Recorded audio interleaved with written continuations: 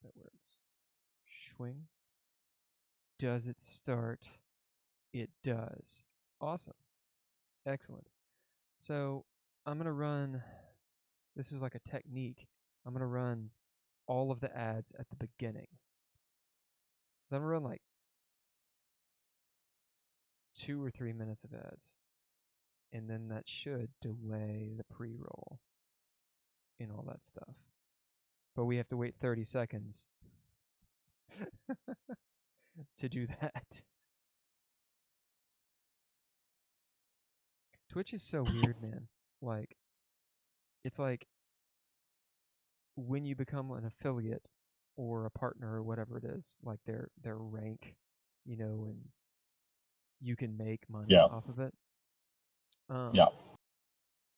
You have to set up ads and they automatically run.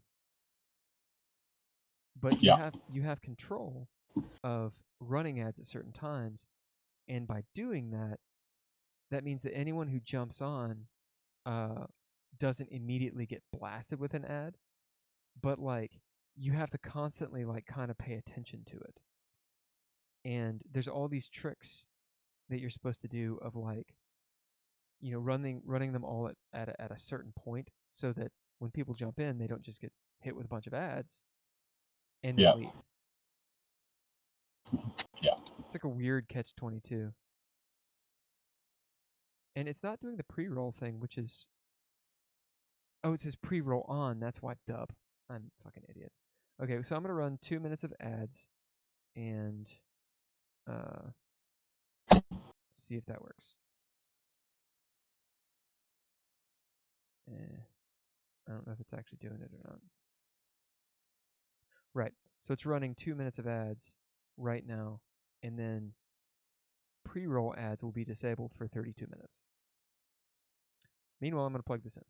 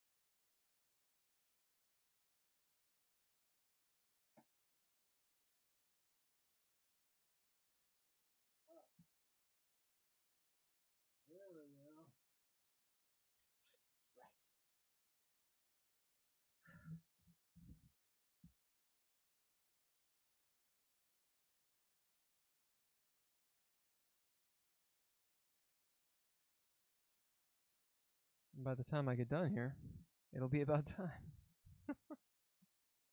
So yeah, what's going on there? Oh, not much. Kids, you know. Yeah. All that usual stuff. I don't know. Yeah, I know. I got nothing. Yep. What are you talking about? But you know how often I complain about it. Right. I mean, everybody does. Like, sure. Or most people, it seems, who have kids are complaining about it. Not to say that kids are bad. No, they're good. I mean, I think they're bad, but you know, that's why my line is ending.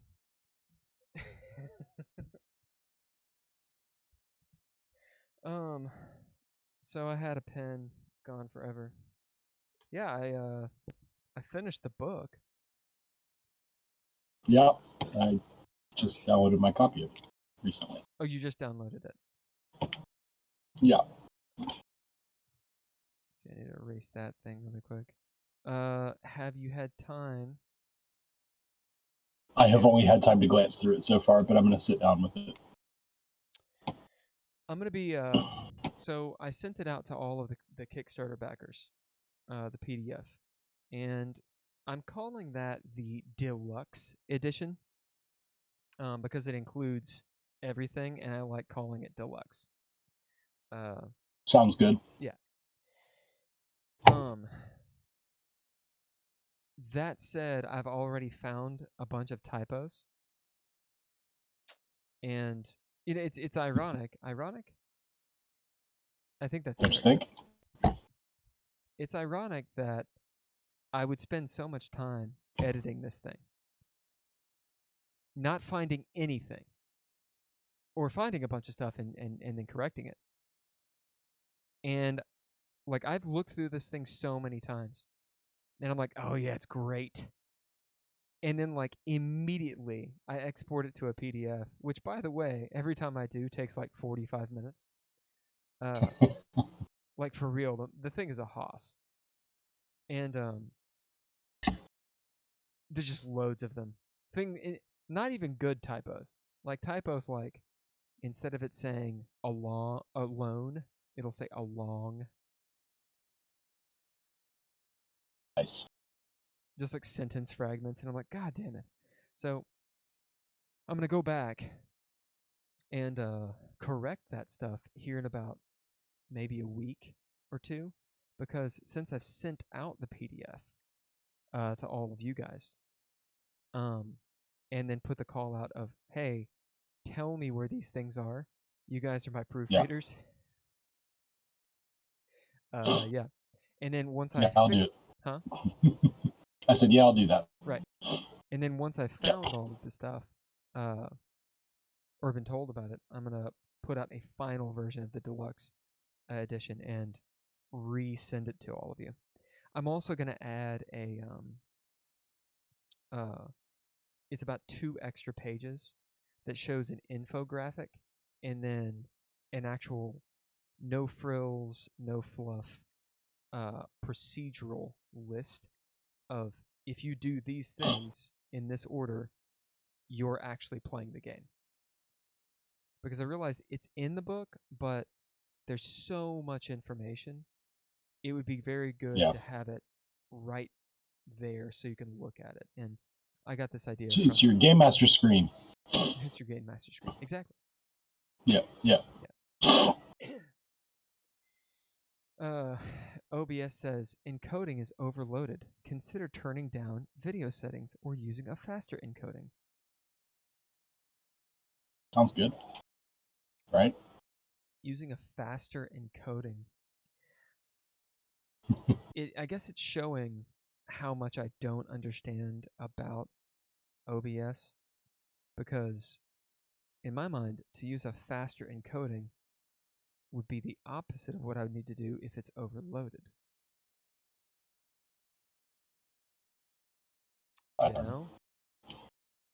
And I've read this stuff so many times, but just not to the point where I really know what I'm doing. Yeah, we're dropping a lot of frames. I mean, you know, if someone has a problem with it, then they should tell us. Let's see. What is my encoding really quick? Downscale. This is weird. It says 36 samples, Langso sharpen scaling. I don't remember turning it to that. Let me go to output really fast. I'm at 2300 bit rate. How do you turn up your encoding? It's on very fast. I'm rescaling to 1280 by 720. Keyframes 2. I know the bit rate doesn't need to be higher, because that would actually make things worse. I don't know how to do it. We're just going to keep it the way it is. Fuck it. Hey, did you subscribe with Prime? I did. Holy shit. Why not? Fuck. Thanks. I got it. I almost never use it. Yeah. Yeah. Nice. So, might as well. That's 2 subscribers. So I have to do this because I didn't do it last time. On all the streams, I am supposed to give a shout out to the Patreon people, and I did not do that last time. So here's a shout out to the Patreon people.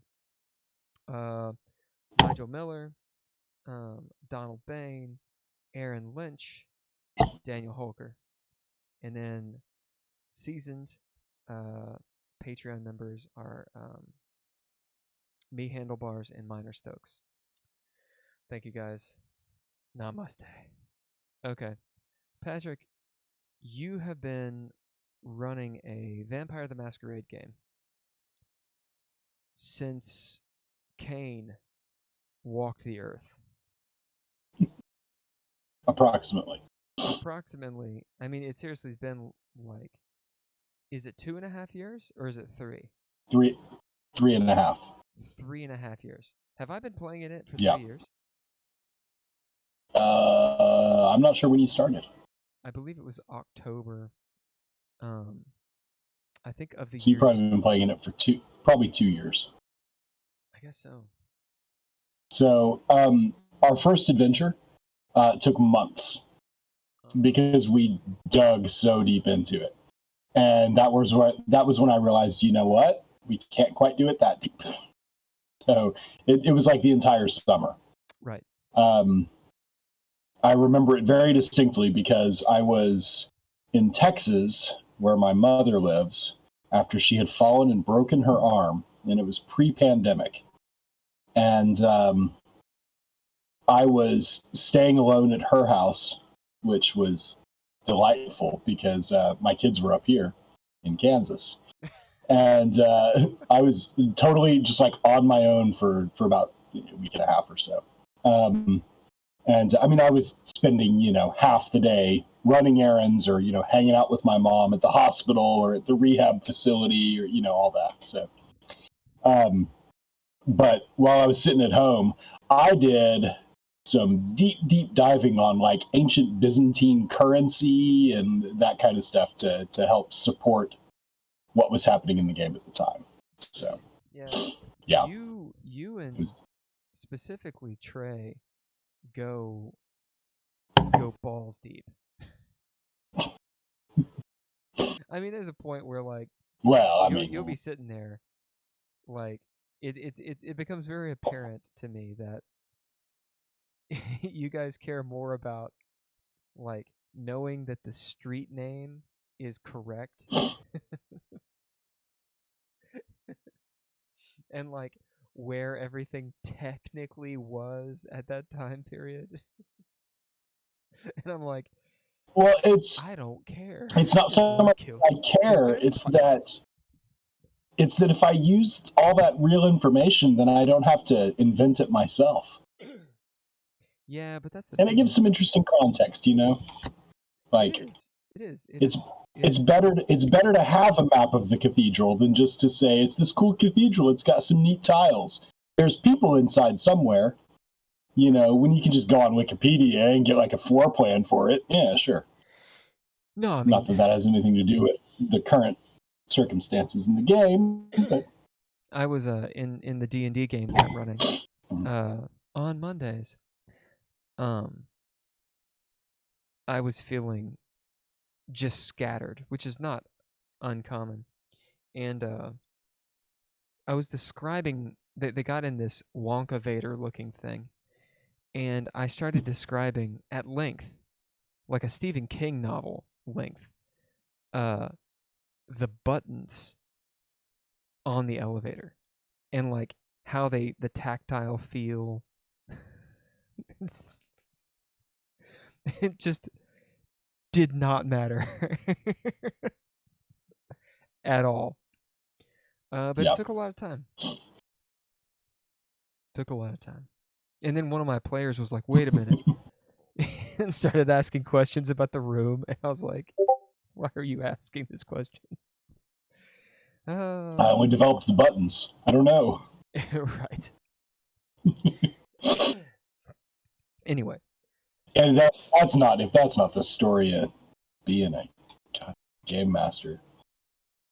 I developed the other room. Why do you want to go to this room? Oh man. Exactly. Well, and then if you're not careful, you jump on the old train, the railroad, which I'm a proponent of railroading. I think it's perfectly fine, as in the DM's in the GM's toolbox. I think it's a useful tool, but It's a question of how it's done. yeah, because if it's at the Yeah. expense of the players having fun or player agency, it's pretty rough. Like Deus Ex Machina, I think is a perfectly fine trope. I think it's awesome. But if it just neuters, you know, what's supposed to be going on, like you have a bad guy and then you're like fighting that guy, and then the Deus Ex Machina comes in and steals the kill. Like it's like, why were we even here? You know? Yeah. Like story wise, if it I makes actually sense, it's did. fine. I did that exact scenario on purpose one time. We were playing a vampire game. That's like the one thing I can get my friends in Texas to play. Mm. It was Sabbat, but it wasn't normal Sabbat. It was an elder game, and so the same way that, so like in our recent session, you guys met with what's her name, Lucretia von Hartz, Yeah. the Venturum. Yeah, she was an antagonist to the Coterie 600 years earlier. Right. And when she saw Coterie members, it was like long lost friends, because it was a different world then, and the world has changed. So they were from that older world, you know. But it was set in Mexico, and it was all about the feathered serpents. It was about like a mage community, like a native Aztec mages and that kind of thing. And their job in the climax scene was to hold the fourth generation vampire's attention long enough for the mage to kill him. Oh my. But that was how we went into it, knowing like they were the sacrifice and they knew it. So Right. it was Well, the exact scenario you just described, but on purpose. Like they loved it. So that's different. They That's had a fun different. time with that game. Like, you know, if Yeah. you're Hercules, if you're Hercules's backup, that's an awesome story. Or you know, you're the Argonauts or whatever.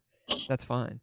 But when you're supposed to be the hero or the protagonist, and then someone swoops in, like I've had it where I think it happens in Star Wars games and those kinds of settings where someone just cannot resist having Luke Skywalker come in and kill everybody. I mean, like, for example, this is a spoiler alert for anyone who has not finished this. The Star Wars game, or Mandalorian. But, like, had that been a game, I'd been pretty pissed. Excuse me. Yeah. I mean, like, if it was done, I knew exactly as soon as you said, like, I knew exactly where you were. If it was done properly, like, you knew that the Dark Troopers were too much of a match for you, and you had set it up to call Luke or make a big call for help for the big bad NPC, that's fine. Because, you know, it was your agency that brought the guy. Mm-hmm. That's cool. But and that's the story I was talking about. That's exactly, like, that was the point, was they went in to sacrifice themselves. Right. You know, right. These Sabbat elders, you know. So, yeah.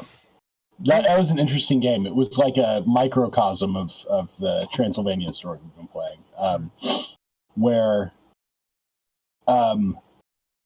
it was a single adventure, but each scene was a jump in time. So, interesting. So it was like it was a long adventure, but it was a single adventure, where they started, like, they went over with Cortez's soldiers and helped conquer them. And then, like, the next scene was set 150 years later, and, you know, and so the final one was modern. And it was Eve of Gehenna kind of thing. So they were helping to fight the antediluvians and stop Gehenna by killing this fourth generation. That's pretty cool. So I think that I started in the game 3 years ago because I want to say I had just gotten back into the States. I got back in the States at the end of 2018. So I think I started in the fall/winter of 2019. Yeah, I think you're right. I was misdating it because I was thinking about when Jason left, but that's not when you joined. You joined in the second adventure. Right. So yeah, it would have been that fall. So yeah, 3 years. So you joined in 1314. Jason left in 1444. So the sort of topic for this, the loose topic for this rant, is running long-standing games, because I think that there's quite a difference between a one-shot campaign, a 2 or 3 shot mini series, and then like something that I'm running, or that like a normal D&D game lasts maybe 6 months. If you're actually going to get through something like a module or something, but running something that's lasted for a year and a half, 2 years, 3 years, it becomes a different beast. It's more like,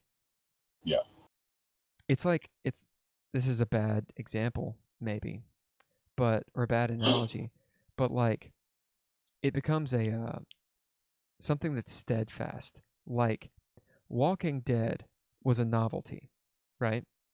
And everyone talked about it, right? But then there came a point where, or like The Simpsons is maybe a better thing.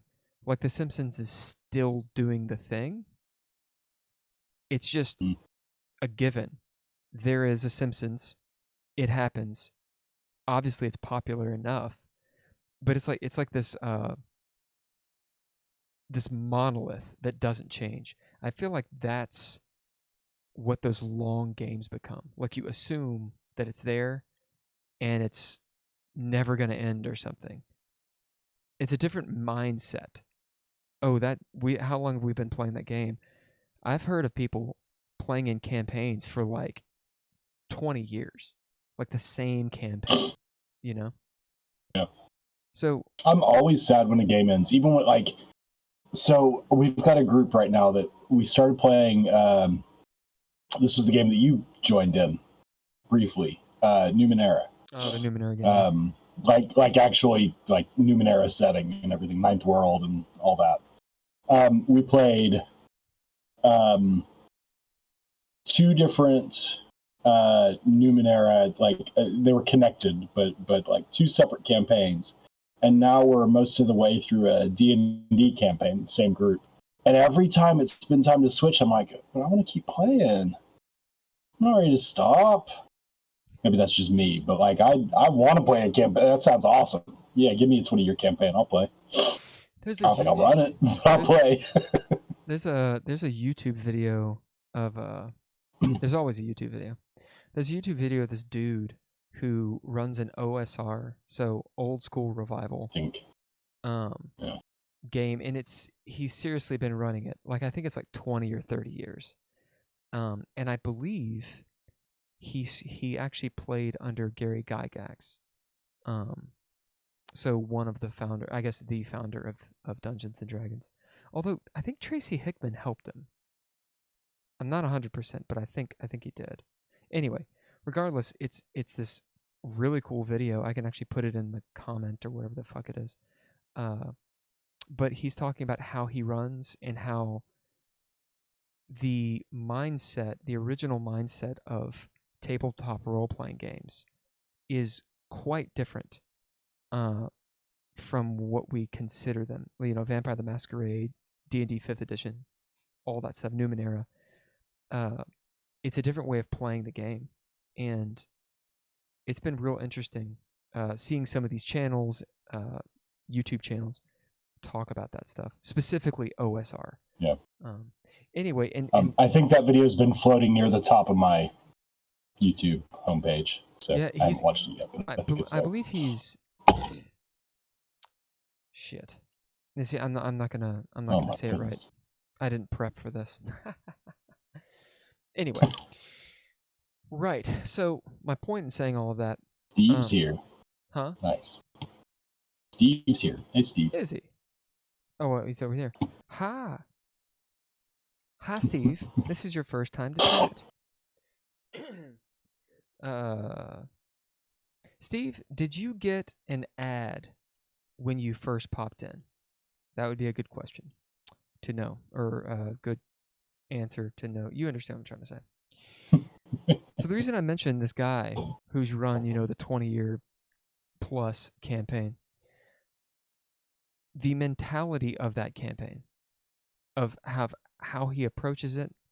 I mean, it's almost like going to mass on whatever day you go to mass. Like, that's a thing that happens. It's not even assumed, hey, are we going to do this again? That is a thing that's going on.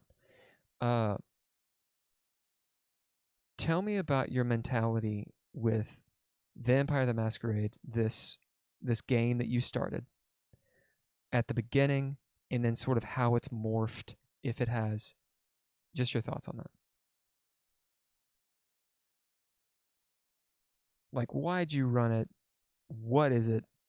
Because people can know what Vampire the Masquerade is, but this is kind of a different beast that you're tackling. Yeah. So the initial impetus, honestly, was it's based on a module, Transylvania Chronicles, which is very hit or miss, but deals with some of the deep lore, reasons for Gehenna kind of stuff. It's all about one of the ways that the world could be destroyed, and the characters are in. It visits several important points in vampiric history along the way. So it's really cool for that, and this actually goes back to the last game that I ran with you, the Star Wars game, Brethren, which was I don't remember how long that ran. I really don't remember. It ran a while. That was a long time ago. 2 years. It was. Yeah. I think it was about 2 years. Yeah. Okay. Yeah. So that campaign was originally written for Trey, who now plays in our vampire game. Yes. Really? Oh. Yeah.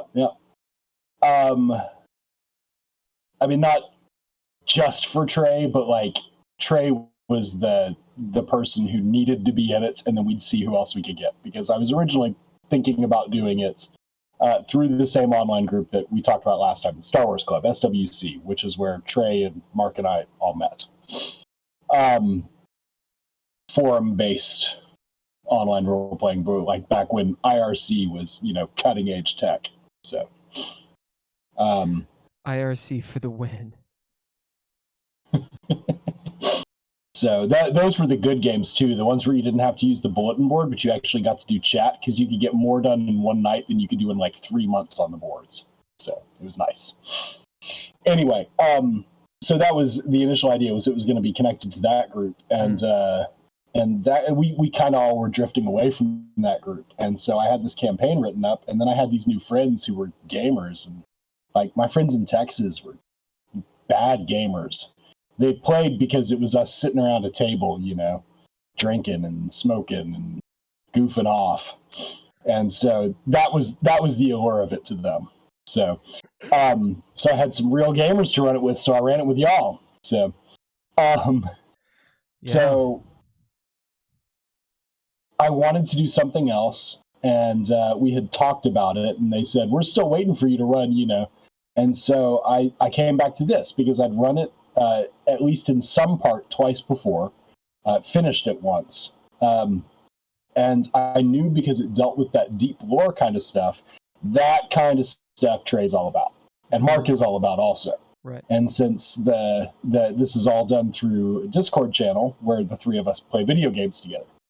So, and we put out an open call, and we got Steve, who's here today. Hi, yeah, Steve. Steve's the bomb. And we got a few other brother people. in arms. And we go kill shit. Yes.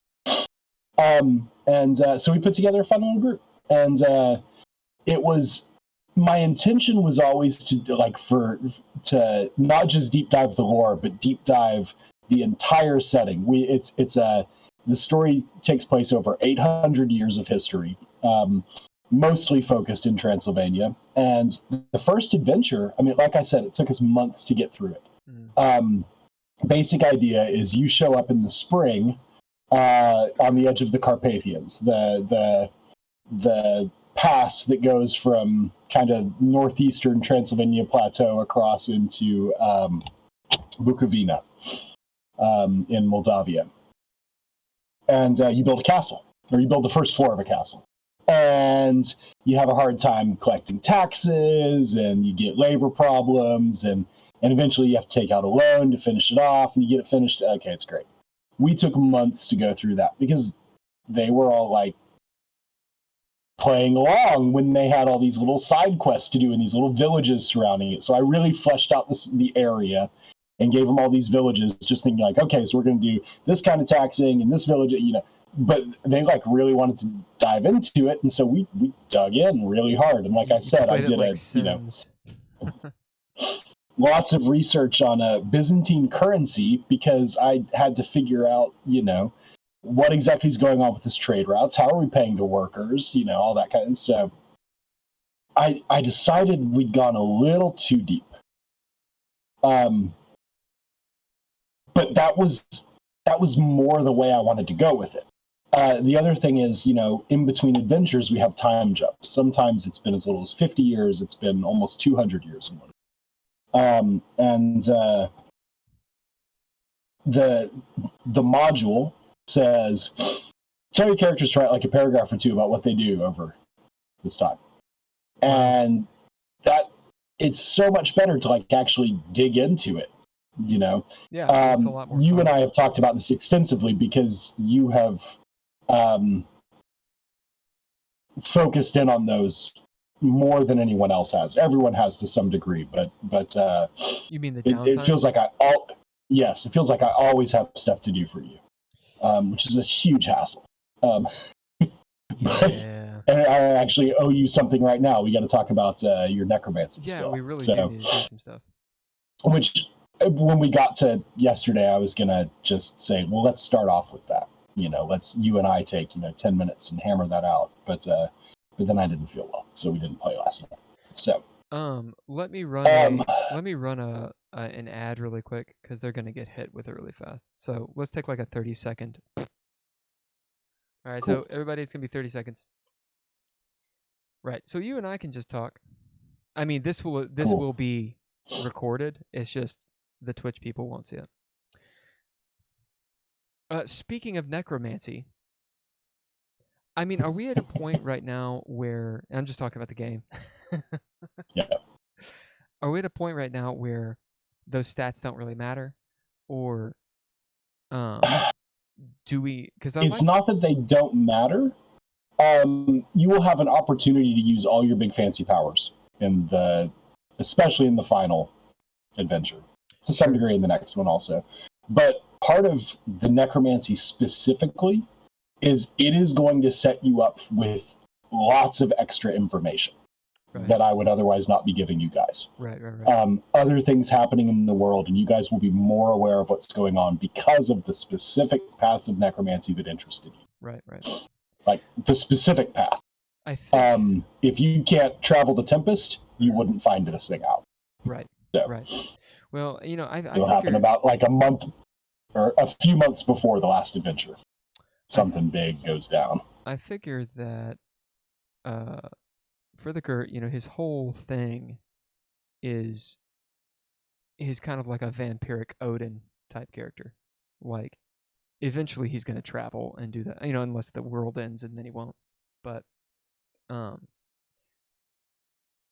it probably doesn't have to do with the game, but I think that he will eventually like delve into Auspex and gaining that higher awareness and all that kind of stuff, because that's really what he cares about, you know. Yeah. But he's really not good at combat. I mean, like, he can be a shadow monster, but like it's kind of a glass cannon type thing. You know, all you need is a torch. I mean, Gerard's honestly the same way. Now, if he spent a few points of blood and pumped up his dexterity and spent a few more points of blood and activated his celerity, I mean, he could kill a room full of like hardened soldiers like just that, you know. Right. But I mean, well, he's got celerity. See, my character doesn't. He's slow. Yeah, but you can turn into a living shadow monster with Kerrigan shadow spines coming out your back. It's cool. It's pretty terrifying. Yeah, you got things you can do. Yeah, no, he can do shit. But no, even Gerard, who, I mean, I don't know if he's put any points in melee since he created the character.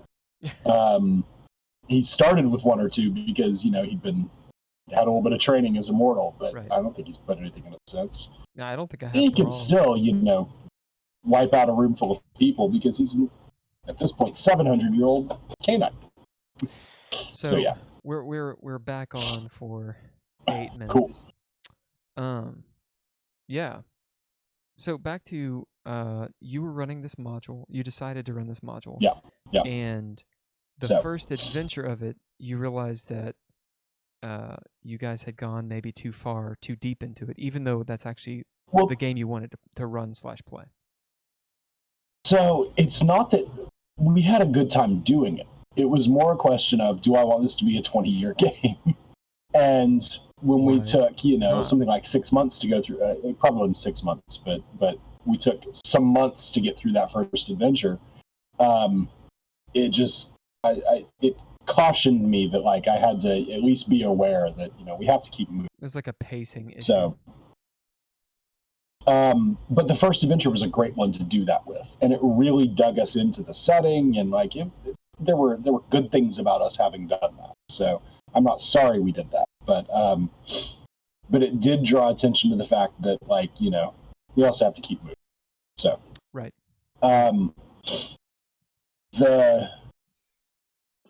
One of the cool things about the game taking so long, and this is also specific to it being a vampire game because your characters are 800 years old by the end.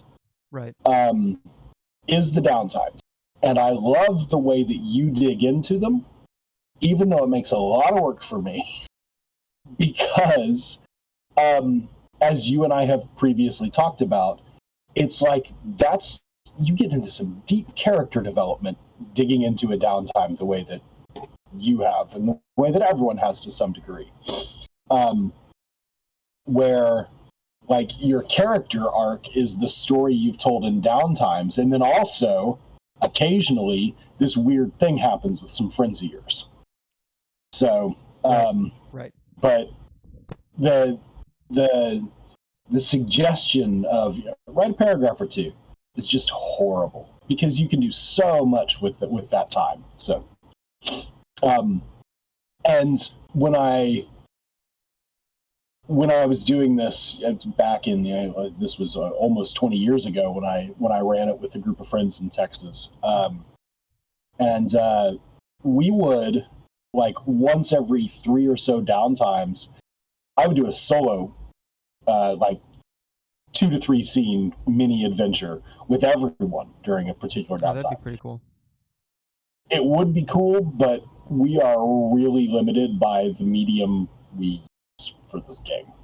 Oh, and if we were all sitting around a table, yes. Yeah. Well, if we were all sitting around a table, we would progress much faster, and we would have time to do that kind of thing. But that's why we've always, you know, at least talked about, you know, what happens over the downtime. So, I'm actually thinking about making you guys write your own for the final stretch, though. Like, do what? Not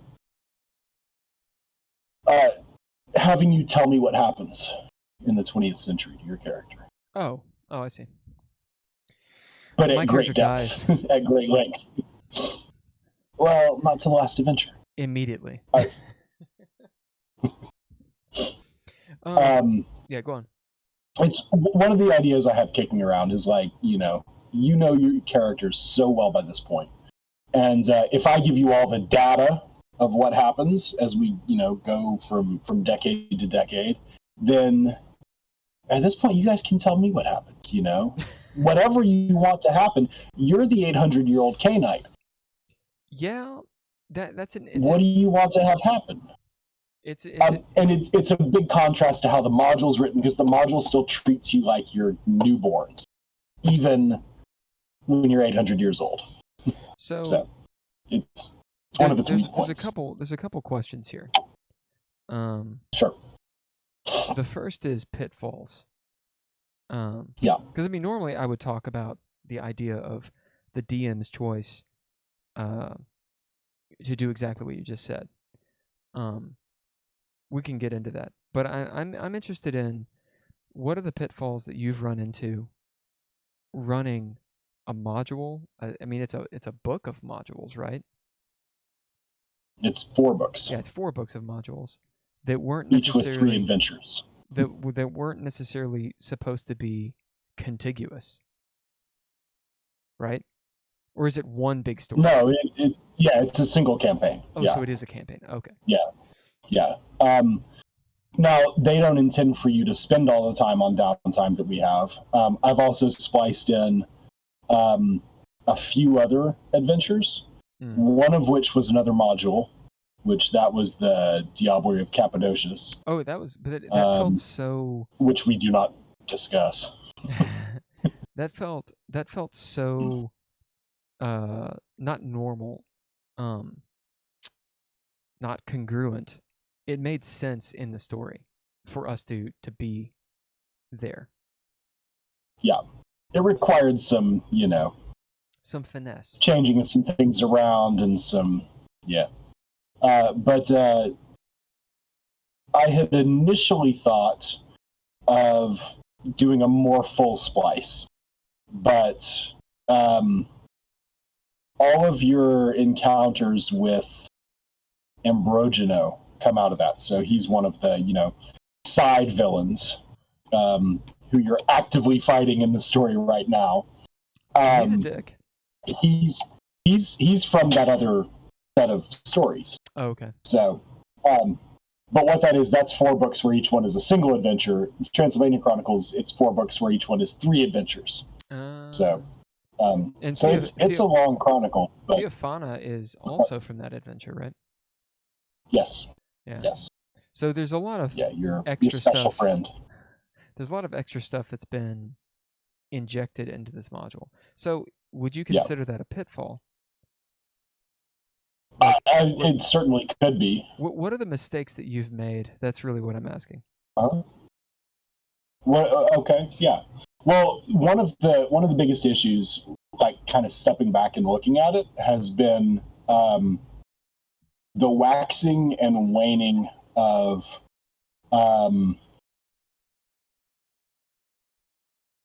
the storyteller.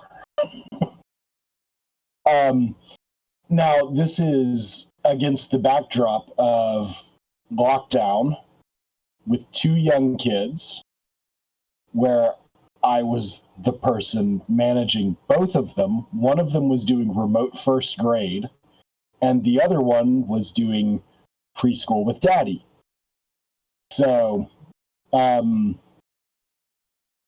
it was an emotio-spiritual challenge during that time for me.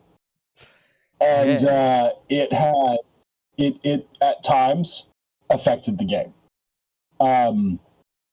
And so there have been times when I have been like, I'm not super into what we're doing right now. And part of that is honestly connected to the modules, because some of them suck. And all of those have been, at least to some degree, rewritten in our game. So there's been some heavy editing of this one. For one thing, it's not Ambrogino Giovanni, it's Mitru the Hunter who's supposed to be attacking. But the module assumes that you guys are enemies with Dracula, and you guys have always been good buds with Dracula. So yeah, well, we've made it a point to be good buddies with him. But So the hunter, who is essentially Van Helsing, right? Yeah, I mean, it was modeled on that group, but I didn't expect them to survive. I didn't expect you guys to kill him so ruthlessly. I didn't kill anybody. I didn't.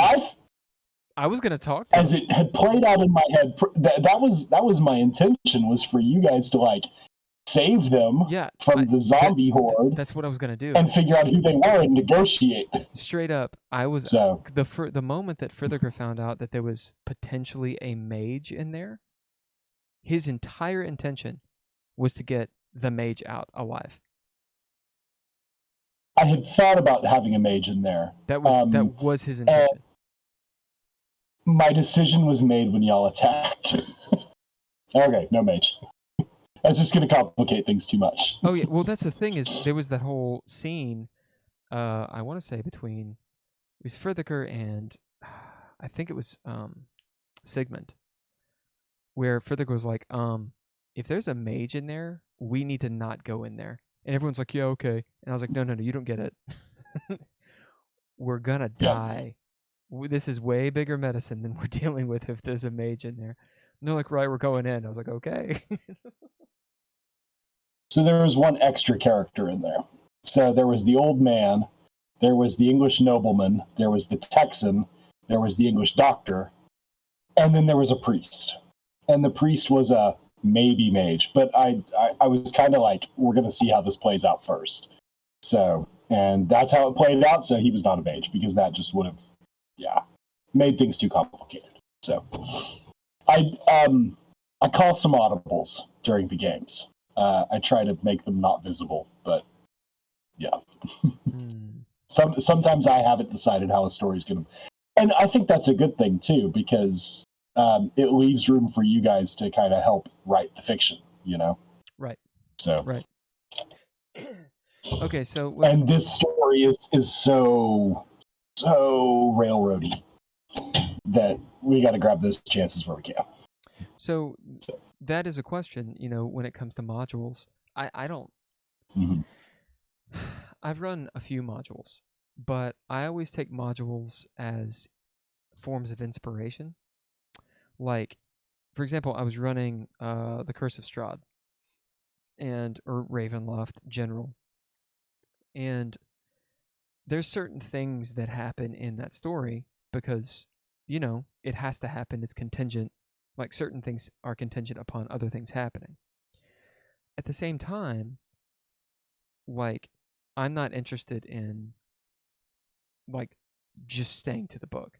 And so what I do is I read the module, I get a feel for the spirit of what it's trying to say and do, and then they could kill Strahd and break free of Ravenloft and rock and roll. Whereas, you can't do that, right? Like, they could kill Nina. Her name isn't Nina, it's something else. I forget what it is. They could kill, the Nina character, and someone else could become her, or whatever. When I ran Star Wars, they could kill Darth Vader. I mean, they're not gonna, because the power level is just too high. But why not?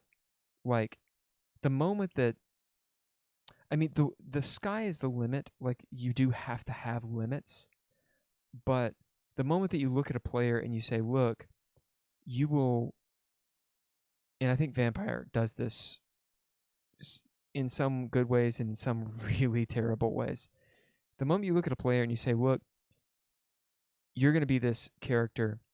Here's all the cool shit that kind of character can do, but you will never be able to do it. There's the feeling of, okay, then why even have it? Like, what's the point of being able to technically be, like, as a Cainite or as a vampire, technically be able to learn thaumaturgy, but no one will ever let you do it? It's frustrating. Or you could be a Generation 3 if you ate a Generation 3, but you'll never be able to do it. Why? Well, because they don't have any stats. It's like, then don't give them stats. Don't have the stats there, right? And actually, I know that the core book, I don't think it has the stats for the Gen 3s. But you know what I'm saying? Like it's like waving the carrot in front of someone's face and being like, "You're never gonna get that." Just don't have it. Because the moment you tell a player there is a 20th level, they're gonna want to get to level 20. The moment you tell them there's a power that a Gen 5 has, they're going to want to get that. Why? Because that's part of the game. And in the world, what character would not aim to get that? You know? Like, why would you not want to be a virtuoso? In my mind, that should be a bad guy power, an NPC power, and it's just off the books. It's not even there. It just feels like if I'm a Jedi and I go up against what's his nuts? One of the Darths. Fuck. Darth Maul. Well, I die. That's it. I die. Why? That's stupid. That's fucking stupid. Why do I die? Oh, because technically in canon he doesn't die yet. Ooh, what the fucking story are you telling? You know? Now, I think the answer to this is my personal opinion, is you have a Star Wars story like Rogue One. Or you have, I feel like, for example, this is topic jumping a little bit, with like the Rings of Power. Just call it a Lord of the Rings story. Change the names. Like don't use Galadriel. Don't use Sauron. Like make it a really cool fucking elf. And, you know, a bad wizard or a whatever, and it's in the realm, in the setting of Lord of the Rings. That's it. Change the names and call it a Lord of the Rings story. I would have no problem with it. But the moment that it breaks canon is the problem. So trying to tie those two ideas back together. So why can't I best Han Solo or Luke Skywalker or kill Darth Maul? Because it fucks with canon. And now we're not playing Star Wars anymore, right? So what's the kind of game you're playing? Are you playing a game that's open world where it's like, look, you could potentially change the canon because we're playing our own game? Or is this a Star Wars story? Is this a Vampire the Masquerade story where it's like, there's rules, there's bounds to this. You don't get to tell anyone that there's a Tsimisi who's still around. Why? Because no one finds out. Right? Do you know where I'm going with that? Yeah. This is something that we've gotten better about over time, but it's something that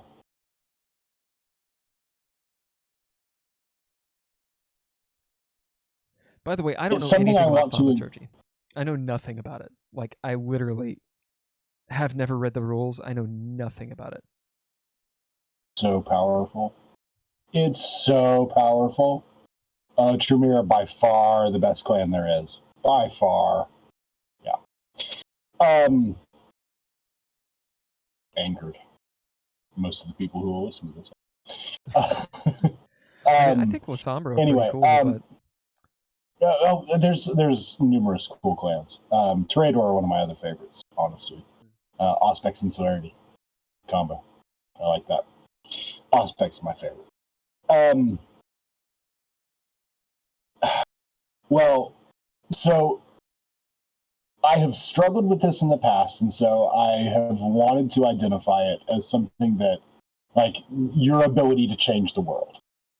And I have tried to make it possible, at least, you know, not to just be like, oh, no, you lose because it's Darth Maul, and we know he's going to show up in the prequel in 5 years or whatever, you know. Lucretia's not the head venturer of Vienna.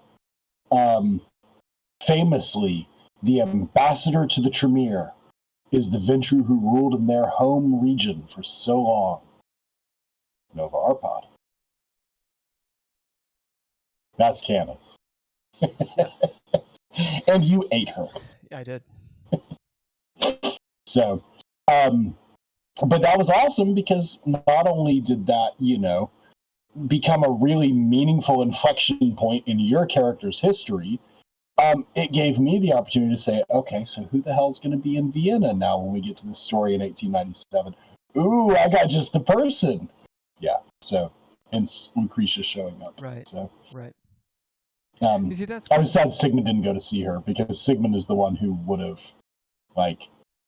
have impacted the most, I think. So, for better or worse.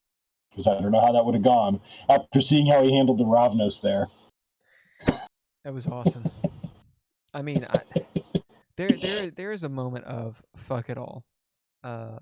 Yeah. I think some of it is born out of because it's a module and there is a thing that's going to happen, but it's pretty telegraphed. Like, you're going to get to a point, you're going to get to a door.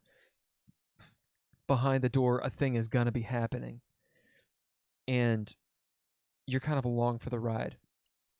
So there's a point where when you start seeing that, it's like watching a movie, and you're like, well, I know what's going to happen, so let's just get to it.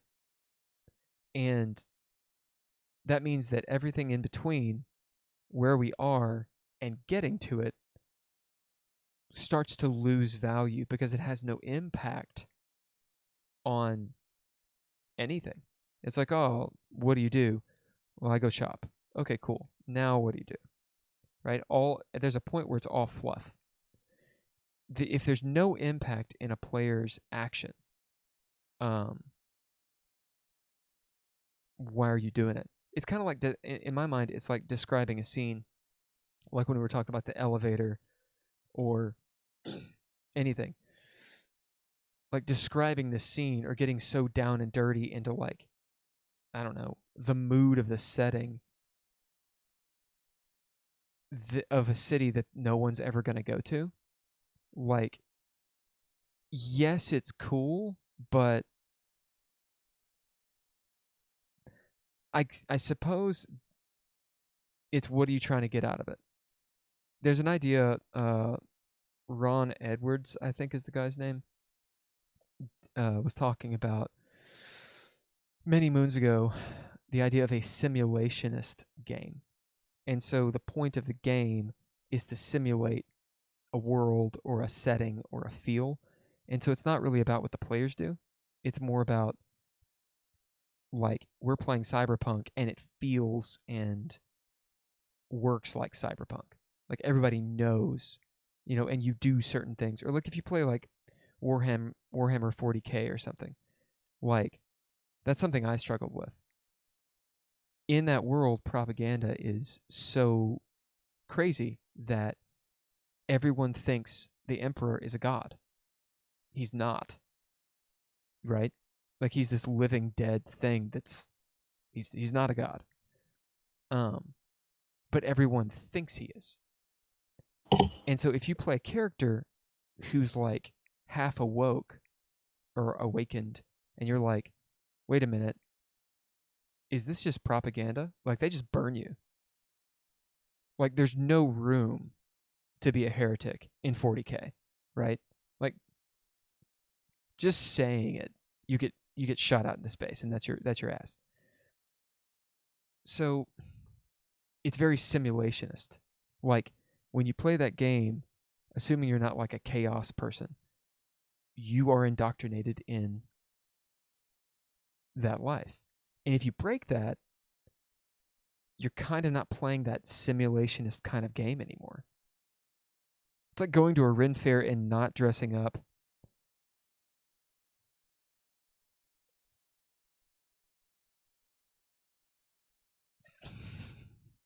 You got nothing? Do you go to Ren fairs and not dress up? I don't go to Ren fairs, but the one time I did not dress up. So. Well, it's like going to WrestleMania. Okay. And not throwing a chair. Or going to, like, a ball game Yeah. a ball game. Who goes to ball games? It's like there's certain things you do, or going to a movie theater and not getting the popcorn and like the big Coke or whatever tradition it is that you do.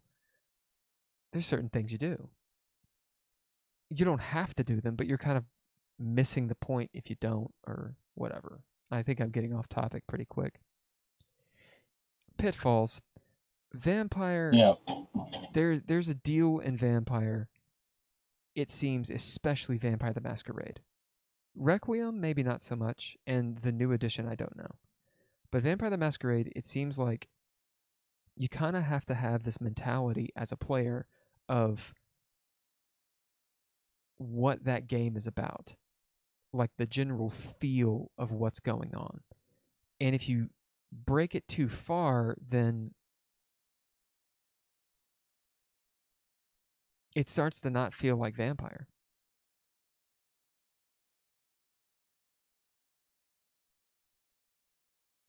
As in, sure, you can tell stories where you have a bunch of vampiric heroes, right? Like, Yeah. essentially you're superheroes, but you happen to be vampires. Why not? You can tell that story. You can tell any story you want. And everyone's like Generation 2. You could do whatever the fuck you want. But yeah, you guys diablerized the founders in 1444 and have set up your own vampiric society. I mean, that's kind of cool. That would be a cool story.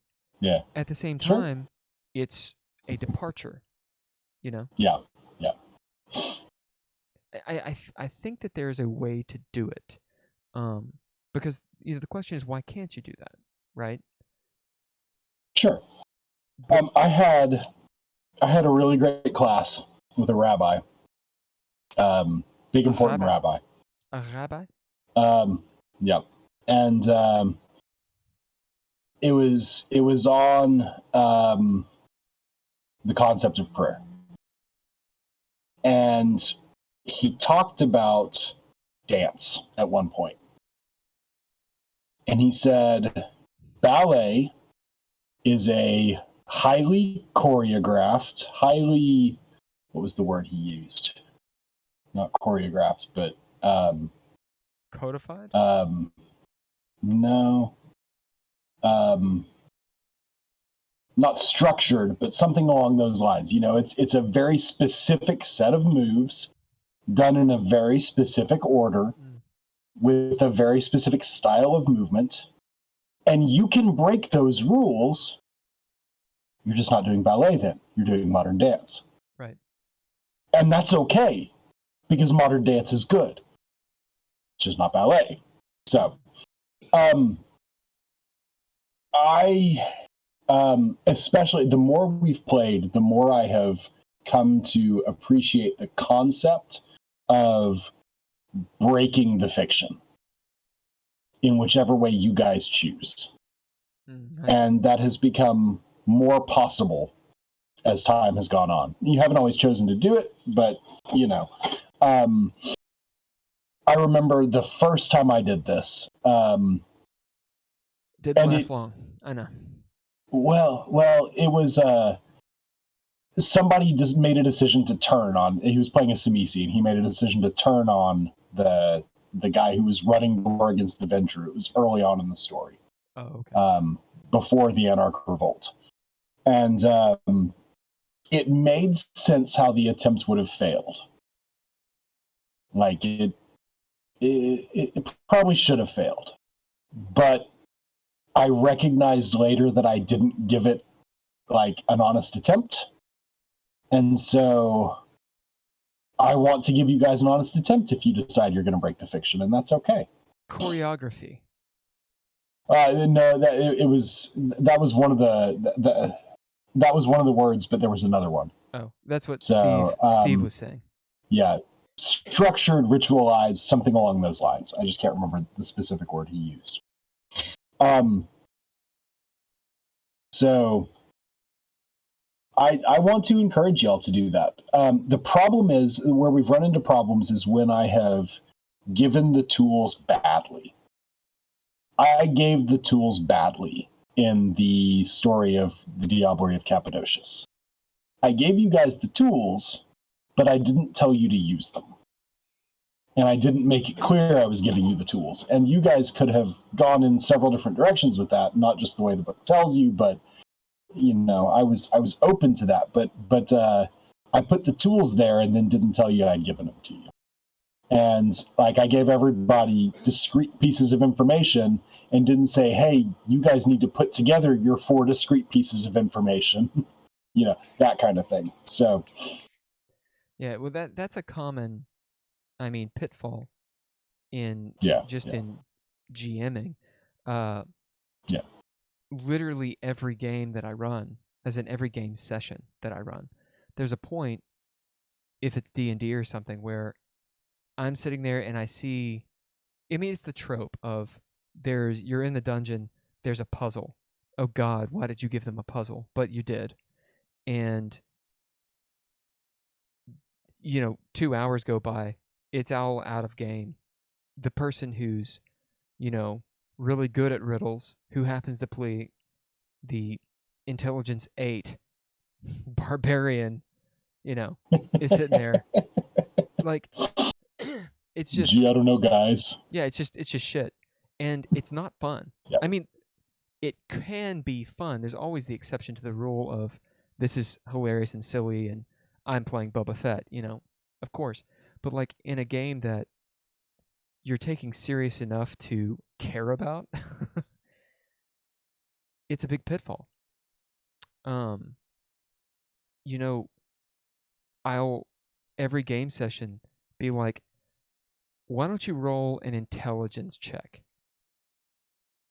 To see if you remember something. And then that allows me as the DM to be using the rules to kind of be like, well, this is the reason that this would work. Another homebrew thing that I do, because it's taken directly out of my game, DreadLore, is I have these things called narrative points. And you can spend a narrative point to slightly alter the fiction. So the idea is, if the fiction needs to be slightly different and the player realizes that, they can be like, can I spend a narrative point to say that I actually know this puzzle? And you're like, oh yeah, it makes sense. And then you develop narratively how they figure out that puzzle, or you give them a roll, you give it a challenge. So it's using the mechanics, but the whole point is to move the story forward. And I don't mean moving to the next plot point. I don't mean that. I mean to continue telling a compelling story, whether or not you ever get to the next plot point. But that's what I favor, so. Yeah. It doesn't help you get through a module. I think that's the thing, is modules seem very plotty. Yeah. And this is part of why, so I'm already thinking about what's going to come next, which I think we talked about last time, because we haven't settled on a system, and DreadLore is one of the contenders, of course. So we've talked about what we would do with Cypher, because Cypher has its problems and it would need some tweaks, some house rule tweaks. So we've talked about some of those. Getting rid of experience. We're calling it inspomentum. Inspiration D&D, momentum from Dune. Sounds about like you guys. So no. It's called inspomentum. But it's totally different.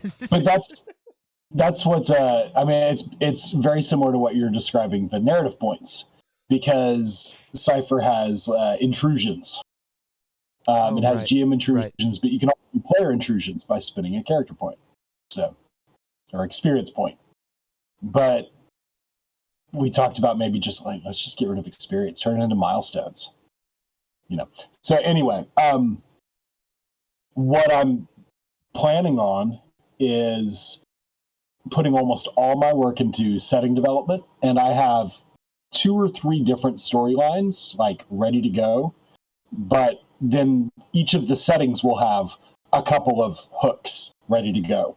And wherever the group decides, oh, that's where I want to go, yeah, let's go there. I'm like, okay, I have a story hook. And having like a big overarching storyline that is purely optional. And you don't have to do that. You can go totally counter to that. You can go off on your own and do something different, you know. And there is no future canon. So that's why I'm developing my own setting for it. So, yeah. Not using anything published. So, that's normally what I've favored. So, I think it's much more fun. I really enjoy doing things like that because of the freedom it gives. Right. And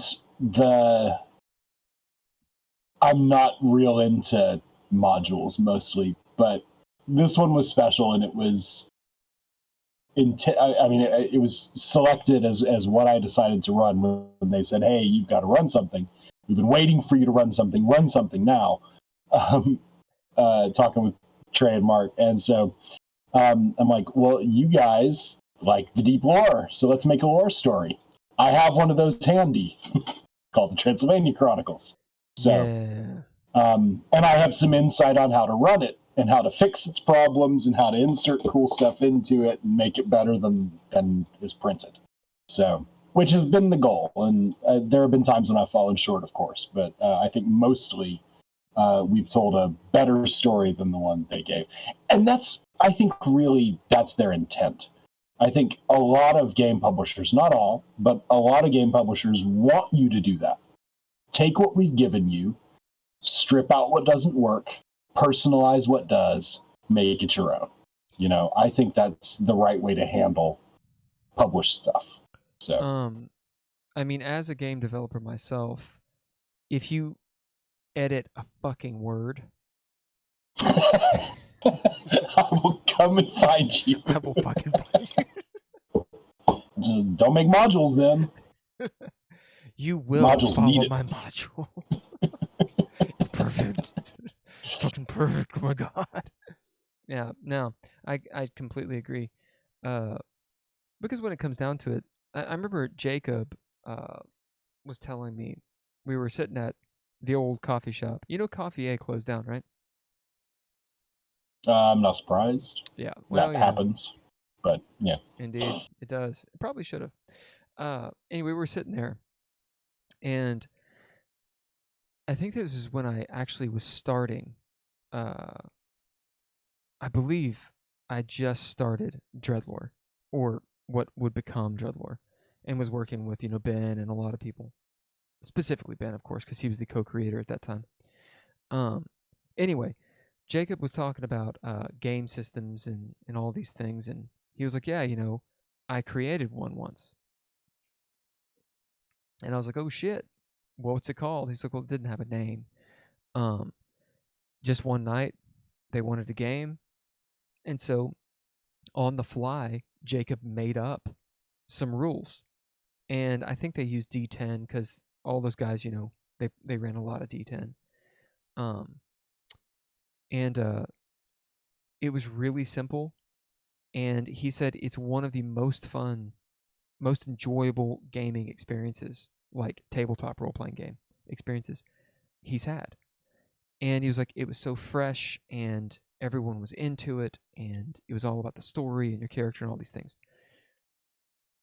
And I thought about that and I was like, man, I wonder why, because I've had similar experiences to that and I've heard that kind of story before. I was like, I wonder why it's so much more fun. And then everyone but me bought Numenera because they all went to Gen Con and I didn't go because I didn't have any money.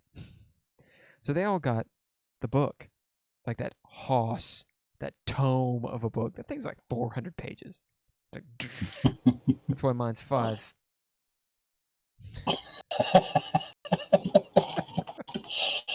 I'm serious. Anyway, and we were all real. They brought it back. Everyone had the book, and I started running a campaign, and we were like, "This system's amazing! Oh my god!" Oh, really though, and I do like Numenera, but none of those guys play it anymore. And I was like, I wonder why, because it's like it's a streamlined, improved D20 system, like, and the Cypher system. Technically, at the time, it hadn't come out, but it was pretty obvious you could use the core mechanic to do anything you wanted. And I was like, I wonder why people don't play it, and instead they default to D20 Modern, or some amalgamation of the D20 system that's just not nearly as good as Numenera. So there is a point to all of this. I do have an opinion, but I would like to know what you think about what I just said.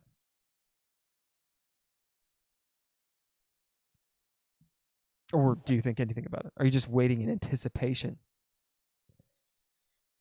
Well, I was until you thrust it back at me. Indeed. So I was thinking about my own story, like the one that you like Jacob's story. So right. So what was your story? A vampire game. Well, I had a friend. There were 3 or 4 of us, probably 4 of us, because I think I probably had 3 players. And he just turned to me and was like, "Hey, run a game, go." It's like, okay. You wake up in a cave. You don't know who you are. You seem to be a vampire. So that was kind of the opening. Yeah. And it was like that. I mean, it was that fast, it was one of the more fun. Like it was just a single session. Like it was like a couple of nights. The story took place over a couple of nights, and we ran through it in a few hours, and it was a great. It was one of the better games that we did.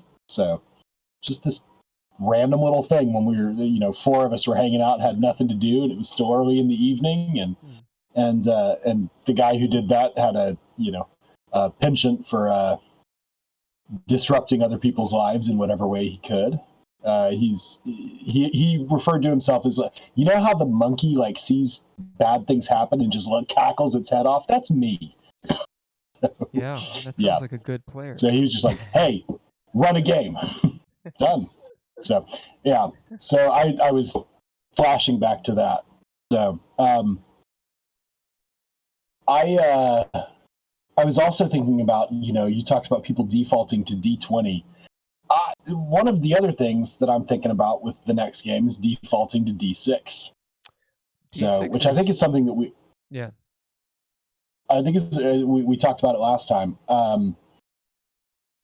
Level free, class free, you can do whatever you want. Your only limitation are those attributes. So, right. And those aren't really, that just means, okay, well, I started with a low attribute in this category, and now that I want to develop stuff, I have to put an extra 5 to 10 character points before I get it caught up to where it would be otherwise. Right. I'm so anti-class and anti-level. I want to play, the wizard in plate armor with the sword hacking his way through the orcs. Occasionally tossing a fireball, A casual. Yeah, I'm yeah. No, see, I get it. D6 heavily influenced DreadLore. Heavily. So, well, and now that you have a deluxe version out, and I have to sit down and proofread it. Yeah, you need to proofread it. We'll see what comes up. So, yeah. Go ahead. So I have nothing else to say. I guess what my point was, why did people stop playing? And when I say people, I'm talking about people I know. Why did they stop playing this newfangled system, Numenera? When it is an improved D20, and they obviously favor D20. why do they say that some of their best gaming experiences are when they're just hanging out and they create a dumb system with incredibly light rules for one night? Like, what about that? And I kind of, my corollary on it is that when you don't know something, such as when it's a new game system and you're just trying it out, or when you're just creating it, there's a lot of energy behind it, and you kind of ride that wave. And because you don't know the system, there's a novelty of looking up the different rules and being very willing to do whatever needs to happen.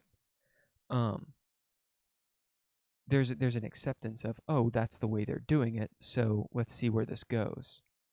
Or if you're making up your own game, then you make it up, and if you say, oh yeah, that sounds cool, then you do it. And because you've created something, that's actually fun and enjoyable. But the thing is it's like eating, I don't know,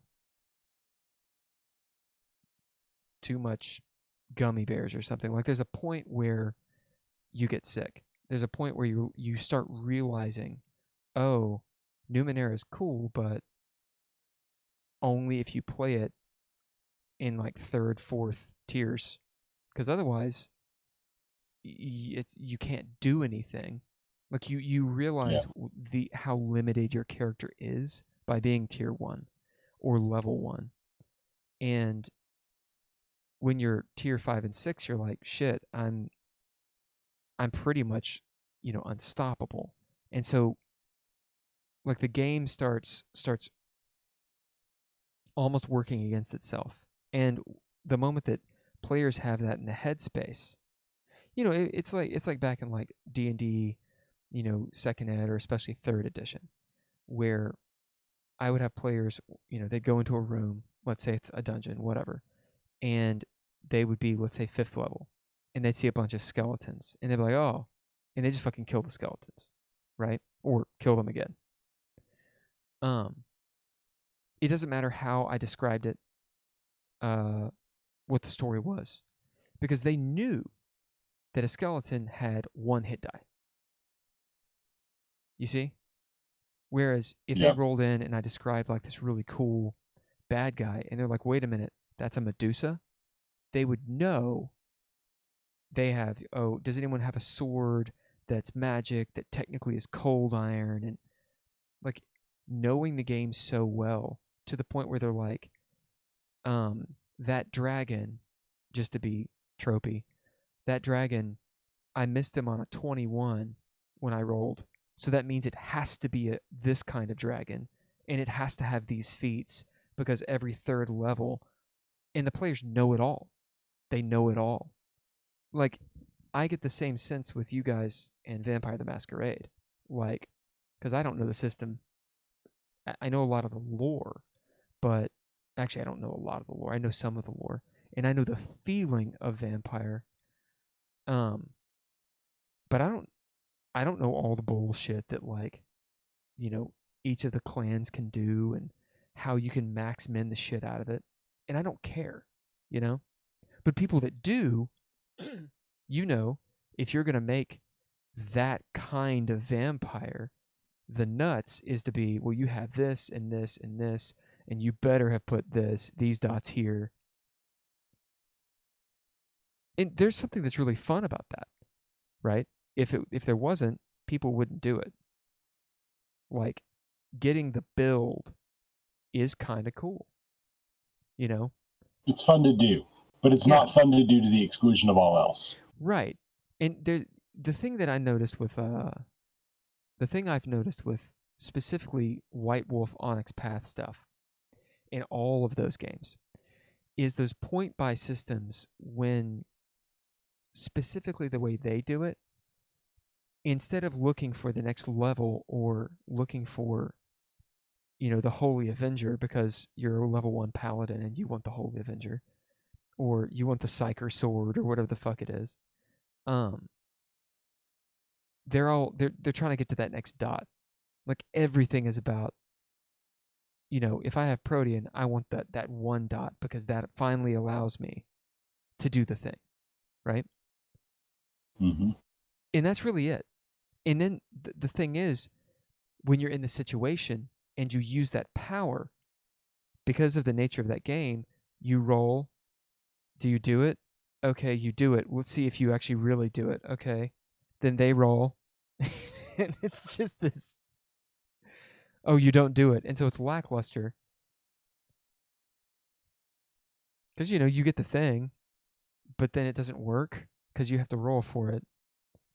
Or Yep. it always works. So you're like, well, there's not even a reason that I roll. I just do it. Like, you know what I'm saying? It's such a balance.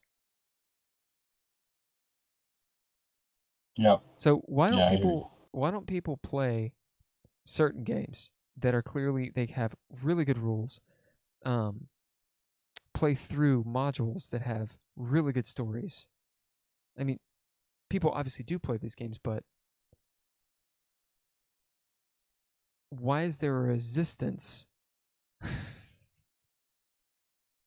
Why is there a resistance to having fun? I don't understand. I don't know. I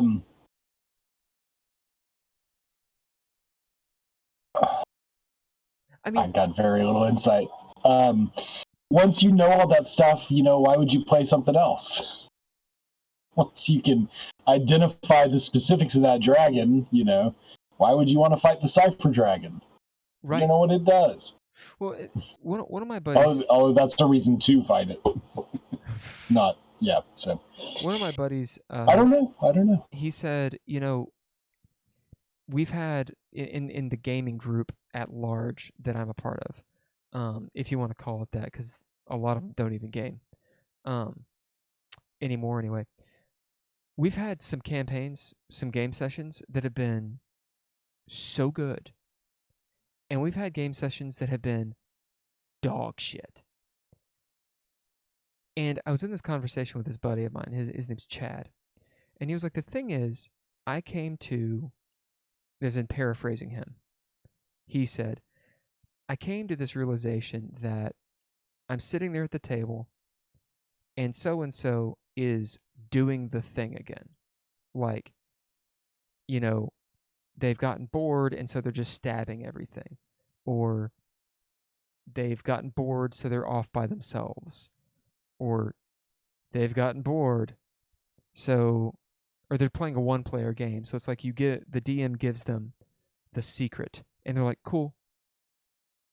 And they tell no one and then go off by themselves. And you're like, why right? He was like, I'm sitting there and I realized the reason that a game session with this group of people ever sucks is because they don't want to have fun. And as hilarious as that sounds, I started thinking about it and I was like, right. Like, it's not like serendipity strikes and we're like, suddenly it's fun. No. We have the ability to play this game well, enjoy each other's company, to be in the right headspace, and have an awesome time. Tell an awesome, compelling story. We also have the ability to be like, nah, not tonight. Tonight, I'm just going to suck dick. Yeah. I'm going to ruin it for Luckily, everybody. that has never happened with our story. Thankfully, no. I mean, there have been a few times that I've... No, there have... I have phoned it in a few times, I confess. Like, never intentionally. Wasn't there. That was my biggest worry, was doing that last night. So last night was our scheduled night, and I canceled our session. I was not feeling quite right. I had some digestive issues. I had a headache it wasn't bad, but it was stubborn. It wouldn't go away. It was enough. I was like, I am going to run a terrible session tonight. And we've had some terrible sessions, and I don't want to have any more. Right. We're almost at the end of the game, so I don't want these sessions to be terrible. And we don't have much to do either. We have like the final quarter of the final scene left to run, and then the adventure's done. So I don't want it to suck. Right. So we're a third of the way through the final book. So yeah, because we've been there before. We both, each of us individually and sometimes as a group, we've been there. So yeah. So why do you think that's happened, and how to avoid it? Because you're right, when you sit down to game, whether it's around a table or remotely, that's a huge time commitment, and that isn't even counting planning. Yeah. You know, like just sitting down and dedicating that time, that's a pretty big time sink to suck.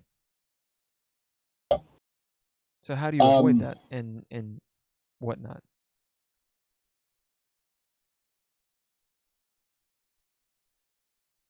Especially on long-standing games. On a one-shot, you just say, that was a mulligan, you know? Yeah. How do you avoid that? I don't know. I think any long game is gonna have some sessions like that. It's like they said in Mr. Show once, all those years ago. If you're gonna write a comedy sketch, there's bound to be some rat feces in there somewhere. So our game occasionally has some rat feces in it, you know? It's okay. We power through it, you know. Every now and then we sit there and do that while Cappadocius dies. But then sometimes we do have fun, you know. So how were we? That was the worst session we ever had. How were we supposed to? On me, that? As much as it was. You were supposed to do something.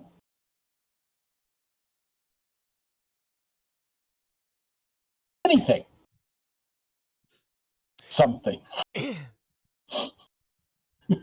Well, there was a whole way to like save the fragment of Cappadocius's soul, but because you're being railroaded and because there is canon, you cannot save him. If you try to save him, he resets things such that you can't interfere. Wait, really? Like he's like, no, I must die. No, this is how it must be, and like he bars you from like mentally, spiritually shoves you away and prevents you from interfering if you attempt to. Yeah. No, this is the way it's scripted. This is the way it's going to go. So what are you supposed to do? You're supposed to use the relics that one of you had and use that to keep you safe from the tempest that erupt. And there was a vessel there that another person knew something about the vessel, and one person knew something about the garments, and and so I split the information up between you, and you guys were never like, hey, I know something, because you guys are always like, ooh, I know something. I'm gonna keep that to myself. What did my character know? What did Steve's character I don't remember. I don't think we it's knew long anything. enough ago now that I don't remember. No, the idea was you were supposed to allow what happened to happen, but like Black Ops disabled their device that was going to be the final payoff for them, such that, oh no, there goes his soul and our trap isn't working. And yeah, so that was the idea. That didn't happen. So no, it didn't happen. I think that's fine. That's okay. This is why I'm excited that you have chosen the path of necromancy you have chosen, because you get to see the consequences in 1999. Yeah. For what happened in 1444. Can only imagine. It's gonna be awesome. It's gonna be fun. Yeah, it's gonna be fun. So, yeah. I can't wait to tell you about that. I have been wanting to run a vampire game for a long time. The thing is, though, we've run this one, or we've played in this one. I have played in this one. You've run it for 3+ years. So I don't think anybody's going to want to play vampire. I'd play a vampire game. This has also been a weird... This is not a normal vampire game. So part of that's that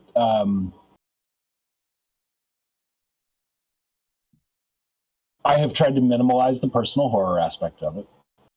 Yeah. Um, Which was hard for me to let go. yeah. In fact, I still haven't let go. Yeah, well, and that is why I was thinking about involving you guys in the scripting of the next downtime. Is allowing that to come out. So, it's not the point of the game, and the personal horror aspect of the game would kill y'all so fast. Because you should have been lost to the beast. I mean, centuries ago, right? I don't make y'all make many path rolls, do I? I don't even know what path rolls are about, to be honest. Exactly. It's like it's a mechanic that I'm like, what? It's one of my least favorite mechanics in the entire game.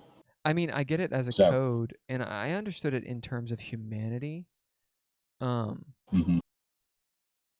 that kind of thing. It's one of those deals like, so for example, in D&D, I think the trope for D&D is, well, the newer editions for D&D is, if I'm out of spells, then I need to go to sleep because that solves everything. Even if I'm in the dungeon. And so the mechanics reinforce this idea that your character in game has to sleep. Not because you're tired. That's the flair. But because if you don't, then you don't have any juju to make the boom boom. That's funny. I was going to use the term pew pew. For the pew pew. We need more pew pew. We need more pew pew. Hold on a second. We need more. And less QQ. I am marking that. I think that's hilarious. So the mechanics, the mechanics should teach players how to play and reinforce certain ways of playing. That's the whole reward system, right? You're rewarded for playing the game the way the game's supposed to be played, which allows you to play the game more. As in, that's how you keep going and how the game is fun. An example of this is in OSR D&D, you don't really get that much XP for killing monsters. You get XP, but you don't get that much XP. You get way more XP for gold. So if you go into the dungeon, you get a fuckload of loot, you bring it back. Well, you can only bring back so much, right? Because not everyone has a goddamned handy haversack or bag of holding in the old versions anyway. Or a donkey. Or a donkey. Yeah, you have a donkey. But I mean, it suddenly, and people are like, oh yeah, whatever, that's maintenance. It's like, no, that's the fun of the game, because you bring back bags of gold and you guys get experience for that gold. So why do you go back into the dungeon? Why do you avoid the Medusa instead of being like, no, we're adventurers, let's kill the Medusa? It's like, why would you? You're going to get turned to stone, motherfucker. Like, get the gold and get out. So that's the reward system, is what I'm trying to say. And I'm not saying it's perfect. A game like the newer editions of D&D that reinforce resting, in my opinion, it's a little obtuse of a rule, and it's a little lazy. And then bringing that into Vampire, I think it's a little lazy, this path roll stuff, because it's trying to say this game is all about horror, and the way that we're going to reinforce that in you is by fucking you up. So if you do bad stuff and you're a vampire who's a monster, so you're going to do bad stuff. If you fail too many times, which eventually you're going to fail, then, well, you lose your character. So by playing the game, like, not only is the world stacked against me, which is fun, but the rules are stacked against me. But the whole point is to survive, because I'm an immortal vampire, and to explore what that means. Compare that to Call of Cthulhu, where it's not about that at all, right? Yeah. Straight up, it's about investigate, see how far you can go before you either get eaten by the elder beast or go insane. I have a not totally unrelated but slightly different complaint about the path system. Hit it. And that's that it strips agency. Success or failure on rolls affects what happens in the story, but that's not what a path roll does. A path roll, it happens when you do something that breaks the code you hold to. And if you succeed, your character is permitted to feel bad about it. And if you do not succeed, your character is not permitted to feel bad about it. Oh. And I think that's dumb. Huh. I think you should decide how your character feels about it. You know? The idea is that if you fail on the path roll, you don't feel bad about it because you've kind of lost some of the idealism and you know, accepted a more flawed version of yourself as being who you are. And I mean, like, it makes sense why they do it, but it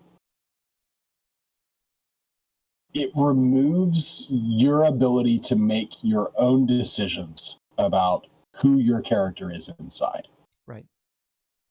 And to some degree, that's the point.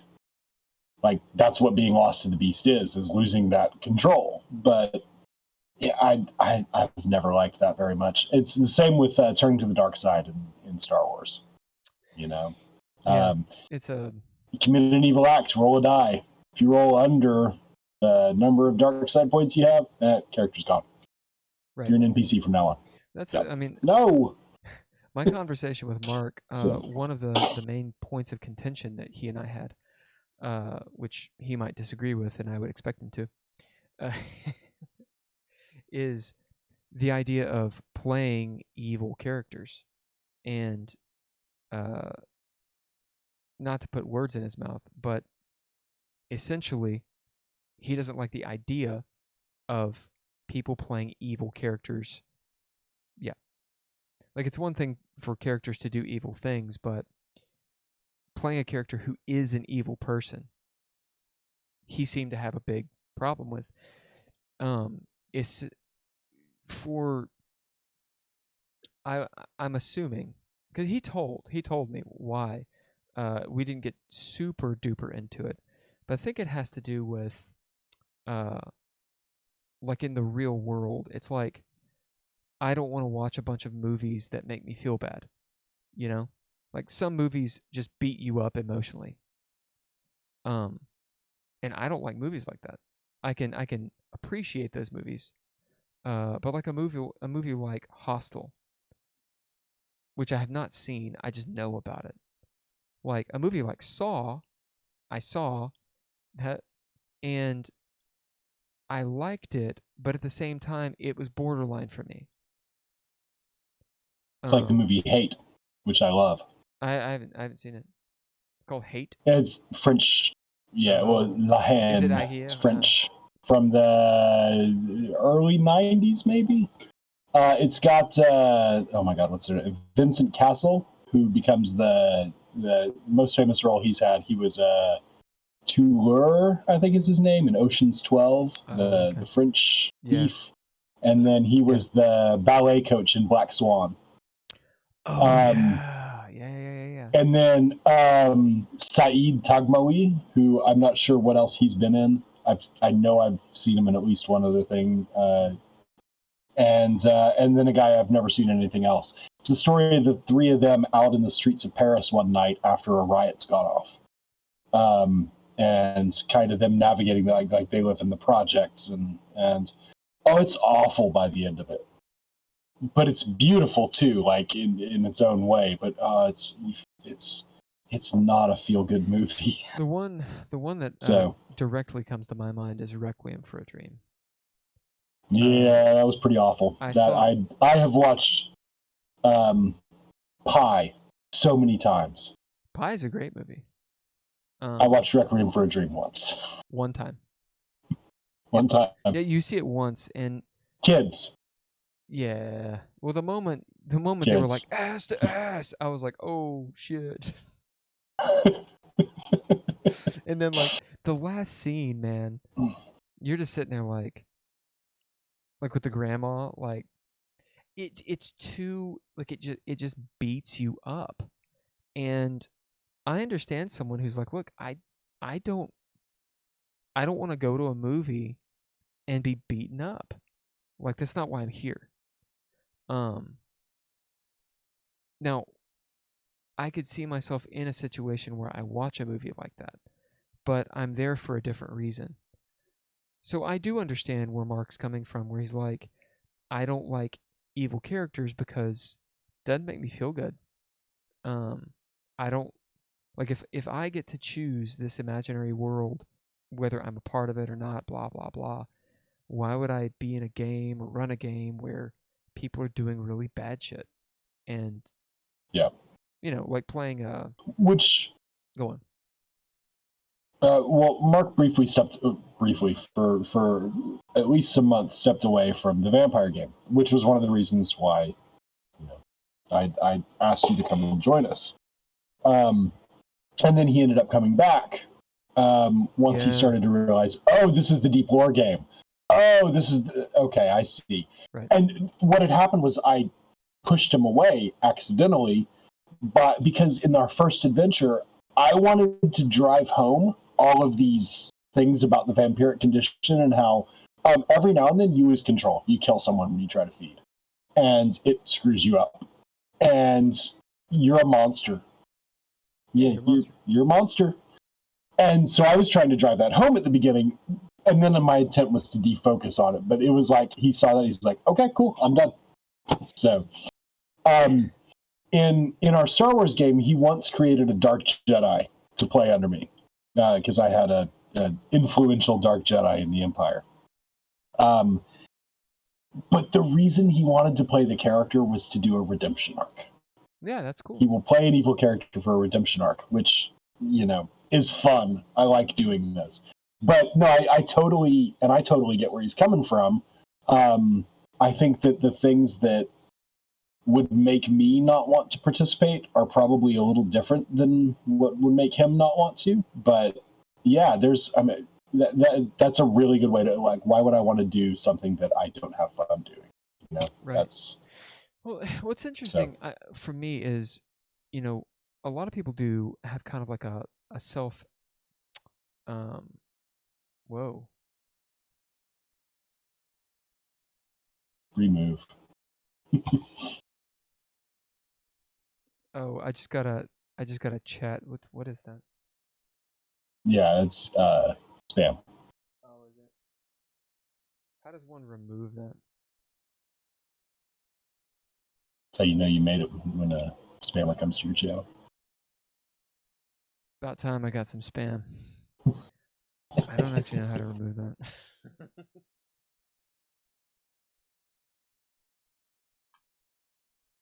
Well, I can turn it to follower only chat, so they at least have to follow me first.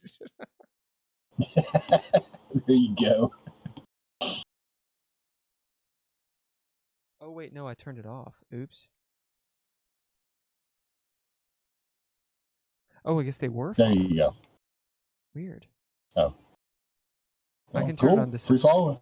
I can turn it on to what is it called? Sub only chat. Yeah. You got a sub, motherfucker. So what is really quick? What is the Prime Twitch thing? Counts as a subscriber, but if you have a Prime account, you get 1 free sub a month. I think it's a month. Yeah. So, because Twitch is now, a subsidiary of Amazon. Really? I didn't know that. Yeah. I had no idea. Yeah. That's why there's Twitch Prime. So. Let me see. So let me figure this out really quick. I'm gonna run an ad while I do this. Might as well run an ad. Cool. I'm gonna run a 1-minute ad. People in the chat. Here we go.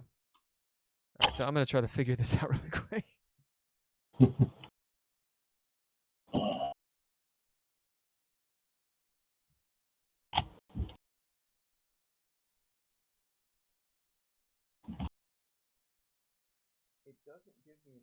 doesn't give me an opportunity to.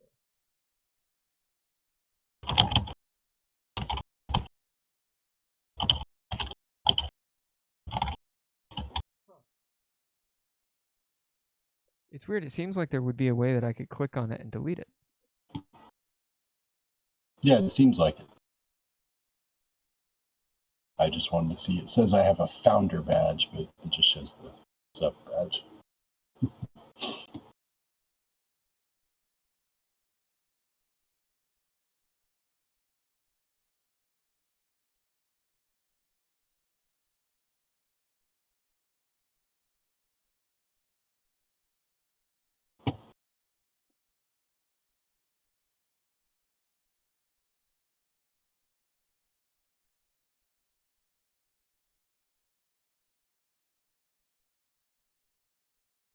You got to get some mods. Yeah. I don't know. That's weird. I'm gonna have to figure that out. I did not realize you couldn't just. I didn't realize you couldn't just delete comments. There's probably some Twitch. You can. Yeah, there's probably some Twitch button you have to push. That's the thing. Twitch is actually not very easy to use. It's not very intuitive.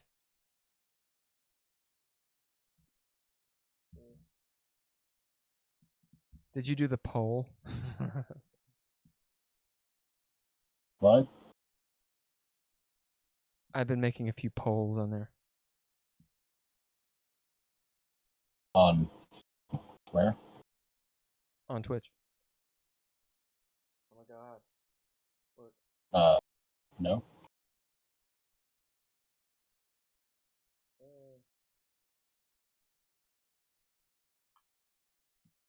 Did it just go away? No, it didn't go away. No, it's still there.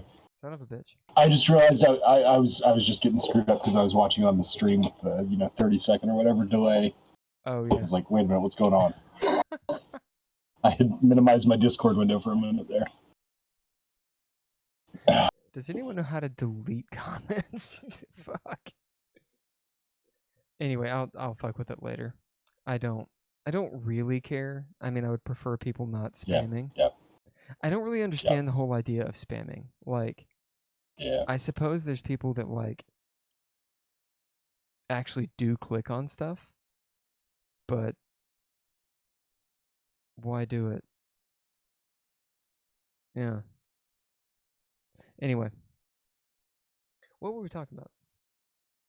Oh.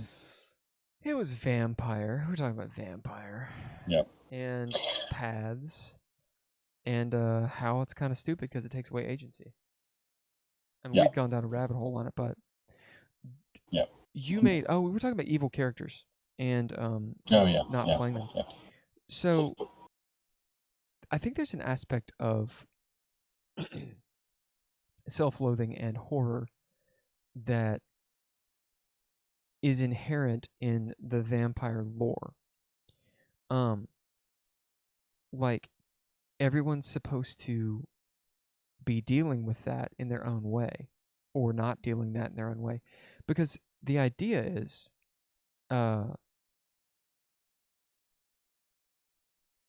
it's something that everyone deals with, like in real life.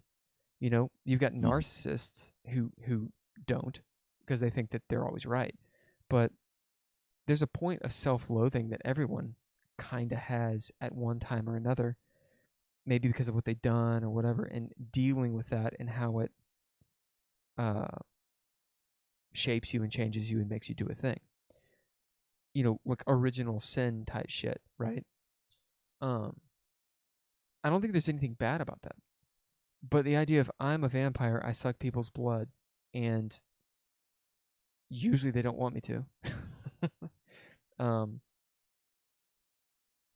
And they can die, and you're not human anymore. Like, you are what humans would consider a monster. Like, you're playing a monster. So I could see someone being like, well, I don't want to play a monster. But it's completely in the wheelhouse to say, well, you're playing a monster that is trying not to be. But you still have to struggle. Like, I get, and this was my contention with Mark, is I guess I don't. I mean, we could chalk it up to different strokes for different folks, you know. In games that I play in, and games that I run, I don't need to always have an evil character. And oftentimes, rarely do I have. I shouldn't say oftentimes and then rarely. That's kind of weird. I rarely have just an evil guy. Like, I'm doing evil to do evil shit. Like, I mean, even the devils in the D&D game have a reason for what they're doing, you know? Like, denying that and acting like everything is Fruit Loops is silly. I mean, there's even evil characters in Mario Brothers, like, you know. What I was saying is, I had a game. I've had several games. Like me when I'm playing Mario Kart. I am the villain when you play against me in Mario Kart. Motherfucker. I will green I'm turtle. Luigi. I will green turtle shell the shit out of you. I'm number one. I play Princess Peach. That's my go-to. Really, it's Mario Kart wasn't really. So we the old group of friends in Texas, we talked about the things that we did with the spirit of our ancestors. And I was not the guy who played Mario Kart with the spirit of my ancestors. That was my friend Kevin. Oh, yeah. He played Mario Kart with the spirit of his ancestors. Oh my God, yes. He would stop and turn around and come back to where you were to like help knock out the enemies you couldn't get past before like finishing half a lap ahead of you at the end of the game. Yeah. My game was GoldenEye. That was my spirit of the ancestors. I bet you played Odd Job, you punk ass motherfucker. No, Odd Job was not allowed. Indeed. Did you play Jaws? Because then you have a big dick. We had some very specific settings. We played one-shot kills, pistols only. And so Odd Job was out because he would shoot over his head. And with one-shot kills, it was no good. So we couldn't do it that way. Anything else was fine. No, I played Boris. Which one with is his Hawaiian shirt unbuttoned. What's his name? Alan Cumming, I think, is who that is, right? Yeah. I am invincible. Yeah. I played I played the chick, Jean Grey. Xenia Onatopp. Yeah, I played her a lot. She was my backup. Yeah, I liked her.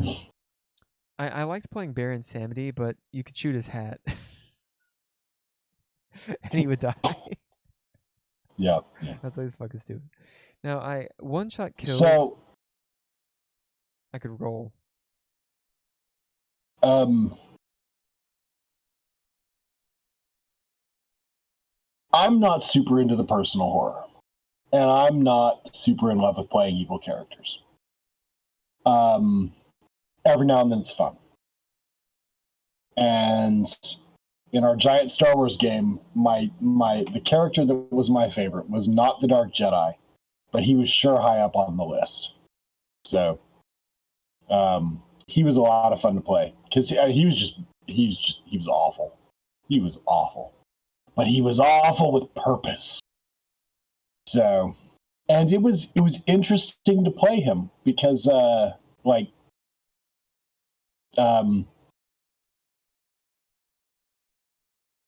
found some meaning and enjoyment in like crossing over to that side because that's so not me.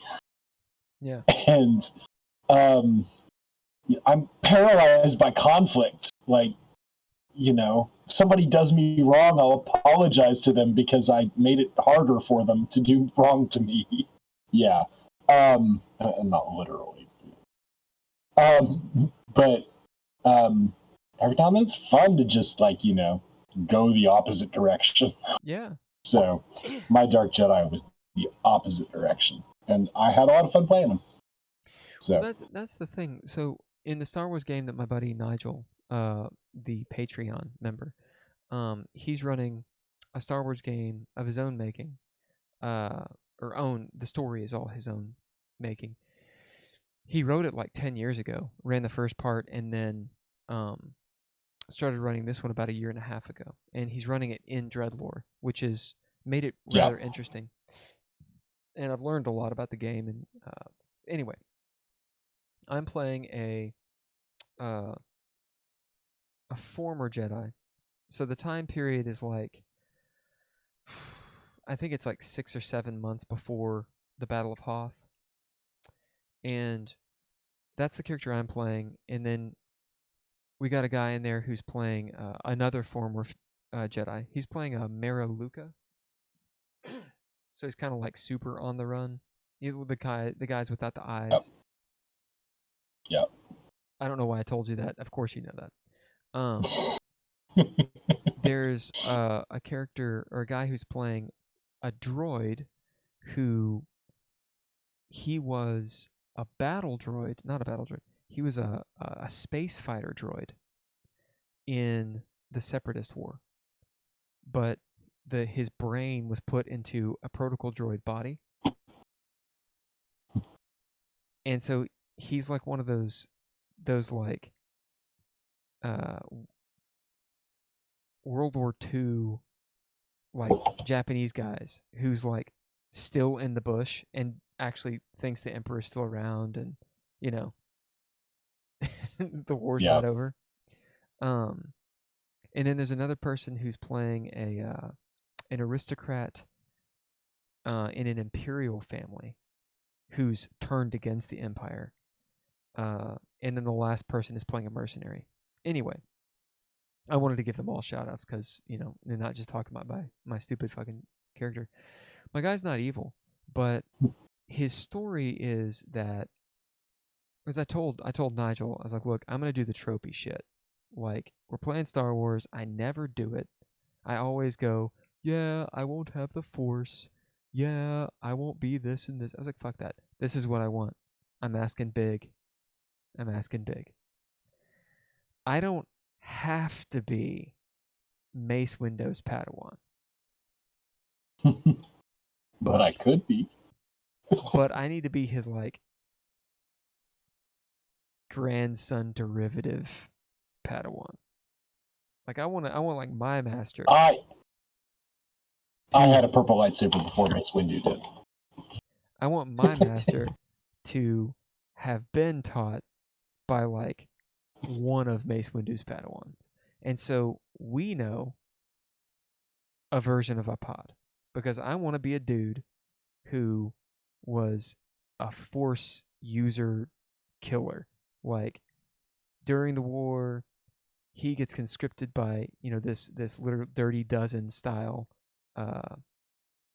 Inglourious Bastards style cadre of Force users who's like, certain people are going down the dark path. We got to take them out when they do, yo. So it's like deep cover, working both sides, double agent. And of course, everybody's turning dark side and dying in battle. And my dude realizes, in the midst of all of this horror and having, Born Identity killed all these people, that we're actually the bad guys, kind of, and walks away. Like, goes AWOL. And that's his story, right? So 20 years ago, he's a deserter and has been herding Nerf on the Outer Rim somewhere for a while, and that's where they pick him up. He dated Ahsoka at one point, Because I was like, I also dated Ahsoka. And he Sure, was like, why yep, not? you did. So we have a whole If you're story. min-maxing, that's the right person to I date, mean, right? I was like, here's the thing. It's about the right age, and it's one of those high fidelity moments where we're both on the run. We've both been betrayed by the people we thought, our cult. We're both recovering Jehovah's Witnesses. And not to just throw shade at Jehovah's Witnesses, and we meet up on this planet, and there's this whole, short-term relationship that occurs until she does the thing where she's like, I've got to do something with my life. And my dude's like, we really don't. We really should probably lay low and stop trying to be Jedi. Anyway, that's where it started. And my point of saying all of that is he is constantly riding that edge of it's okay to use the dark side because that's how he was taught and he knows it works. But then you end up it's like the road to hell is paved with good intentions, right? Like you end up trying to save your friends, but how much do you burn your soul in the process? And I think that's a cool story. I think it's a cool story for a vampire too, to have to deal with themselves. Like that scene with Sigmund and Frithicr where Sigmund's refusing to tell Frithicr, what his deal is. And Frithicr's like, which time? Exactly. And Frithicr's like, you're not a bad person. Which is hilarious because we're all bad people. Yeah. But he's being honest. He is an evil character who's like, no, we're not evil. We just have a different morality.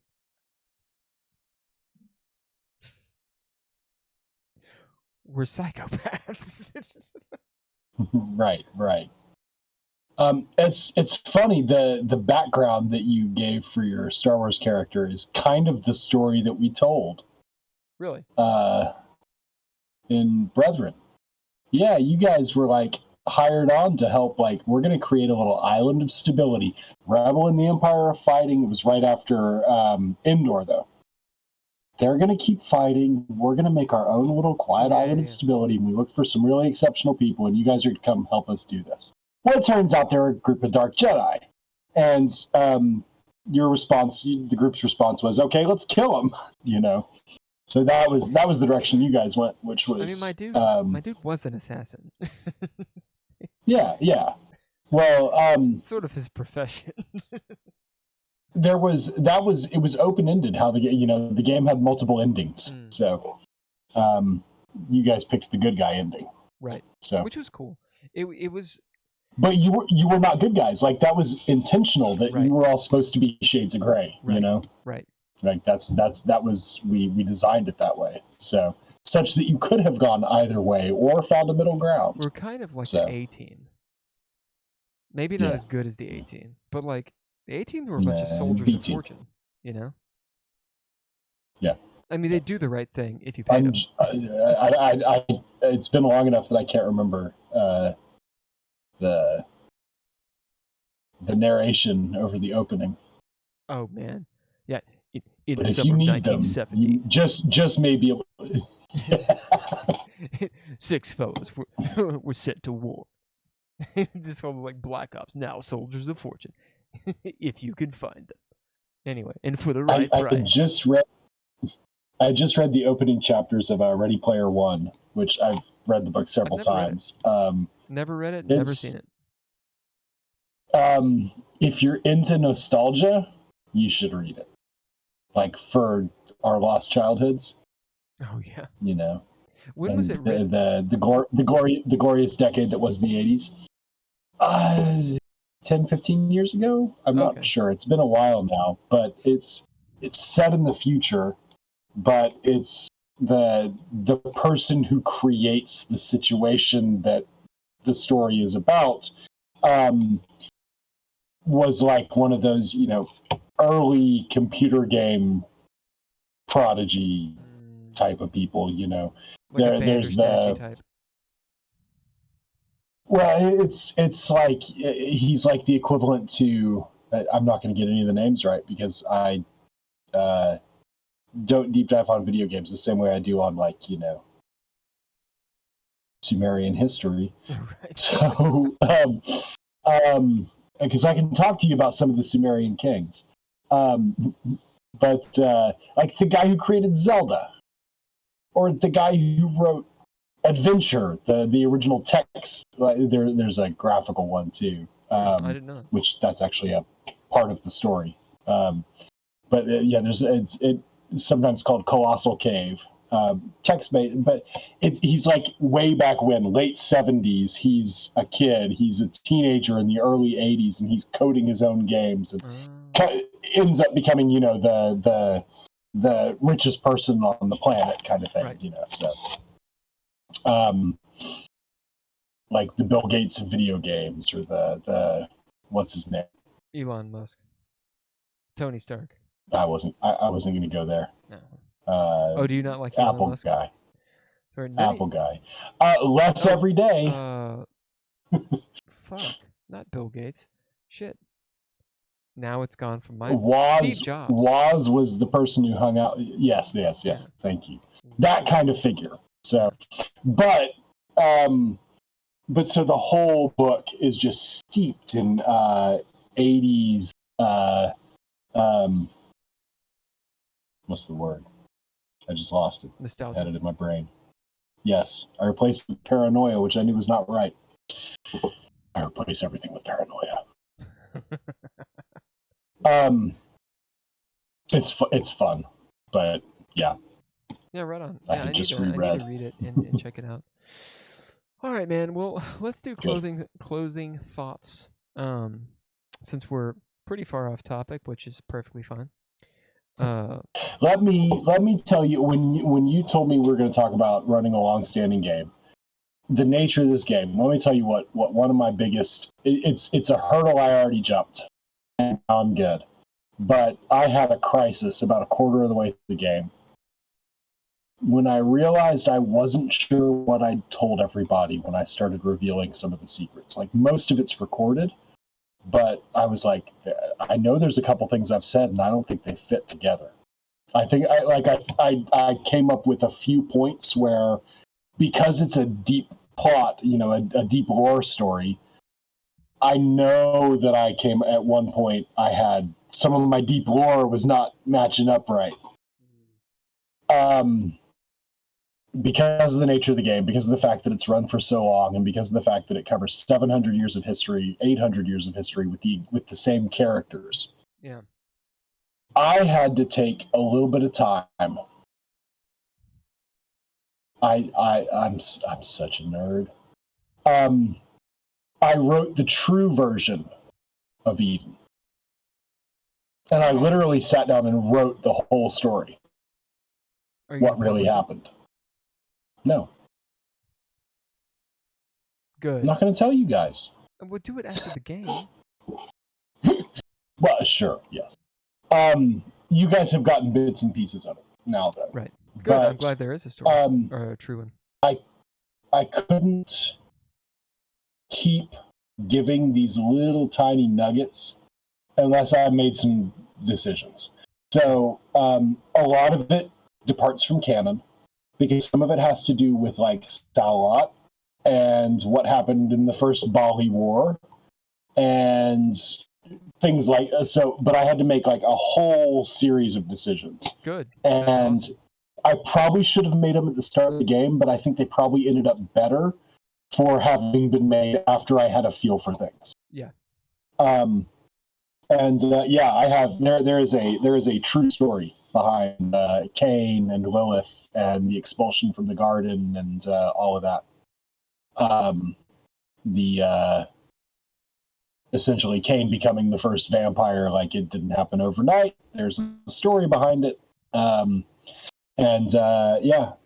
guys won't get all of it, but you'll get a few more bits and pieces of it, especially a couple of pretty critical ones. which is one of the reasons why I'm so happy that you have followed necromancy. I'll stop talking. You probably should. So, yeah, I'm glad. That was the right moment to stop. So, I agree with you, by the way. Yeah. I think that allowing your story to have a little bit of elastic is a really good thing to do. It doesn't have to be all laid out. It really doesn't. At some point, I felt like it did need to be. Oh no, at some point it does. At some point, it does have to get to concrete. But in the beginning, feeling it out, I think that's good. Yeah. But that was a critical point, and yeah, like I said, it happened.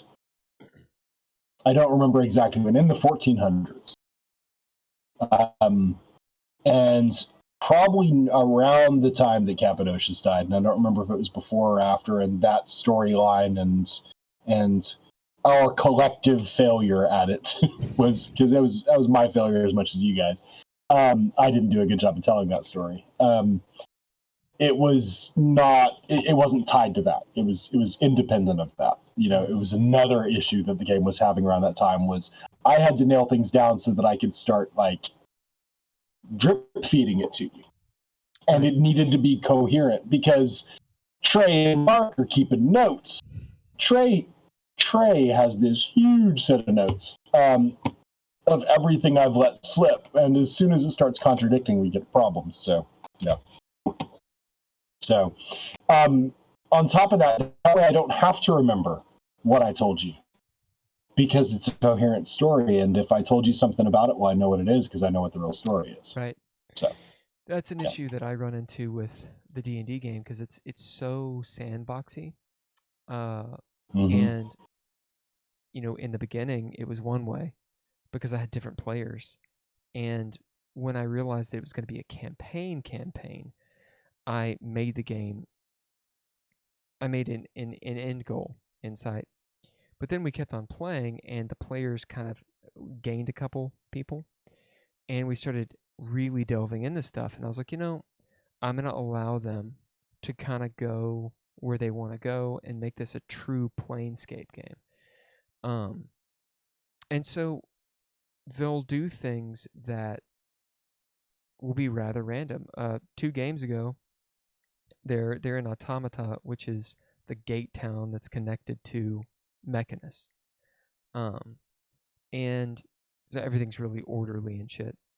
And they go into this big foundry, looks like, you know, a bunch of conveyor belts and like a factory. And while they're in there, so the town's run by something called the Council of Order. And of course, the Council of Anarchy is against them, trying to like mess things up. So they do a terrorist attack on this facility. And I describe it, and it turns out that one of the people that's a part of this terrorist group, the party met them before they were a part of that group, and in fact compelled them to become a part of that group through their actions back in Sigil. So they know this wizard, this woman, and I described this entire scene, drew the map right there. It's all immortalized on YouTube right now. And I'm like, what do you guys do? I got my music going, and they're like, the elevator's right there, and I'm like, yep. And they're like, we leave. And I was like,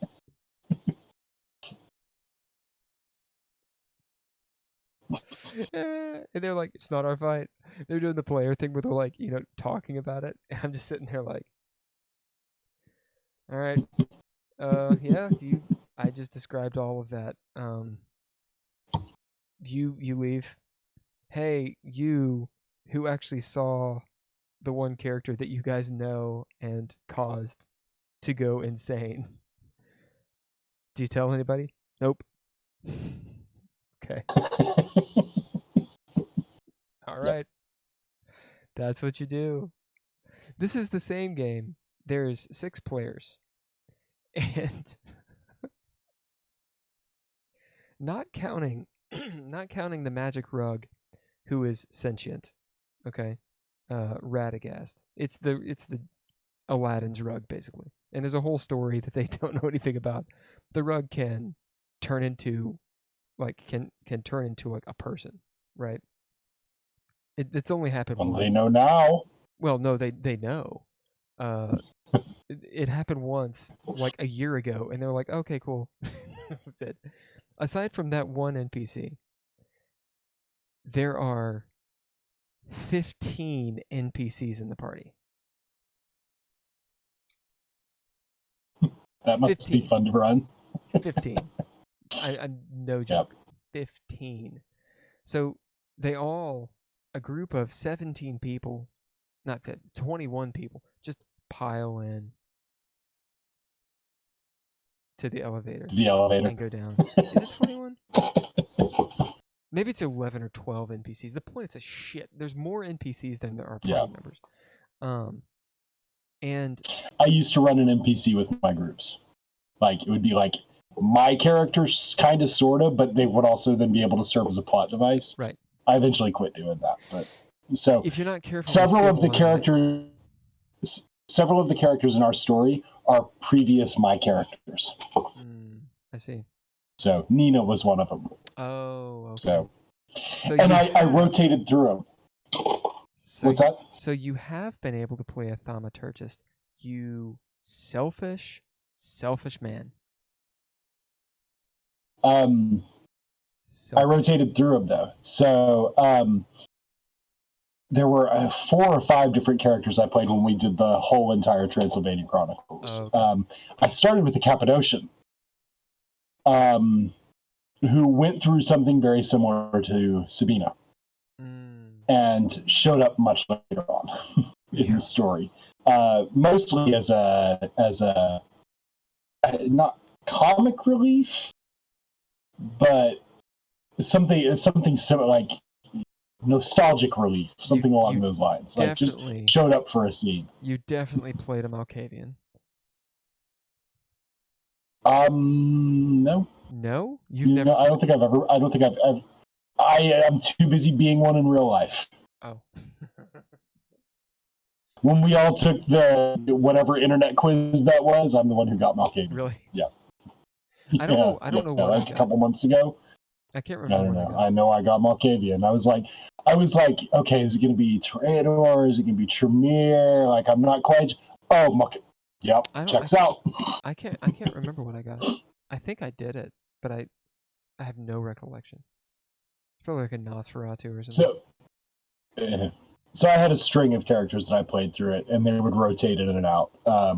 It was kind of like the prime NPC for a given story. So sometimes it would be Nina. There was an Assamite, Jewish Assamite, who would show up sometimes. That's pretty cool. Yeah. So he was fun. And there was a DreadLore, and then the Cappadocian. Might have been just the 4 of them. There might have been another one later on. I don't remember now for sure. So I would like. I quit doing that eventually, because even though it was useful, it was just too much work. Is there? I'd rather focus on what's happening. Is there a way? See, I don't actually know how magic works.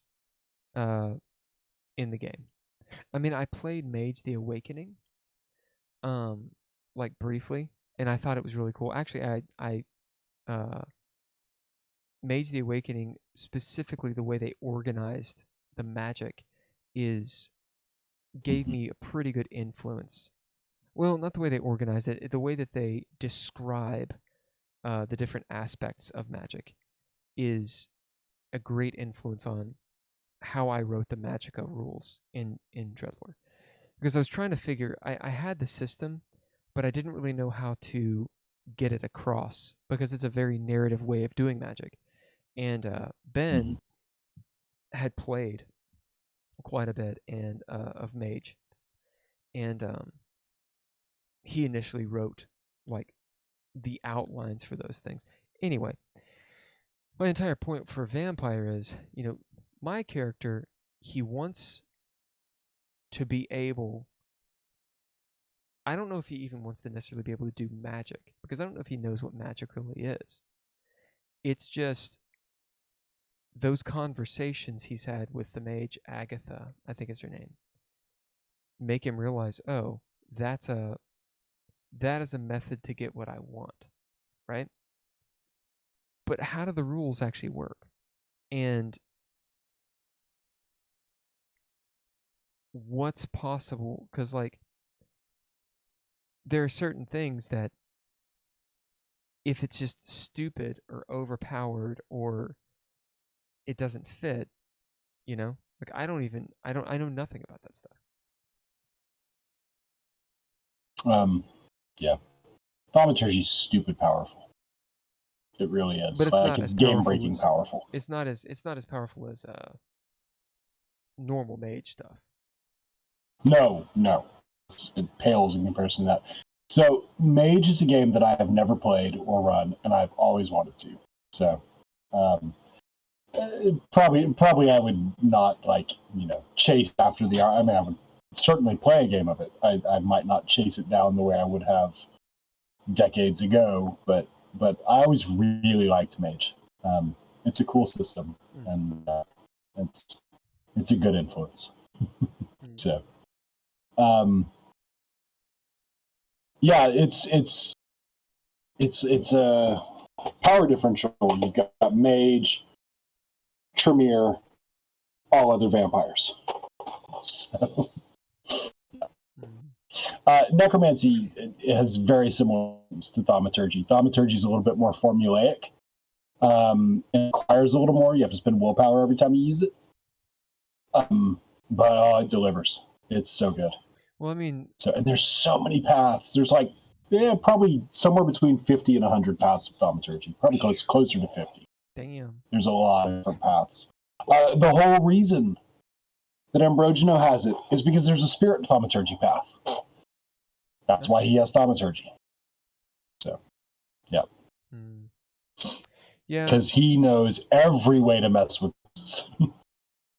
Well, every way. I was thinking, like that first time that we saw like Oratrix, and he just burned a dude, and I was like, I mean, if you can just cast fireballs, like,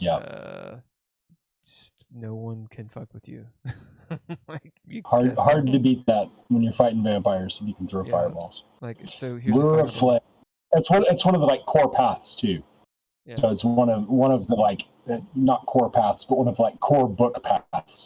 So one of the ones that's been there for the whole time. It's not one of the random ones that you have to get into the player's guide to the Crazy Tremere, the random book that only 10 people got that has the really wacky paths. No, it's one of the main ones. So shooting fireballs is but that's like shooting death rays. Yeah. That doesn't make much sense. I feel like for me, if I were going to run it, I would greatly change how those work. I mean, I would also make differences like potence would apply to jumping, for example. I don't understand how strength doesn't apply to jumping. There's all kinds of tweaks that the system can use for sure.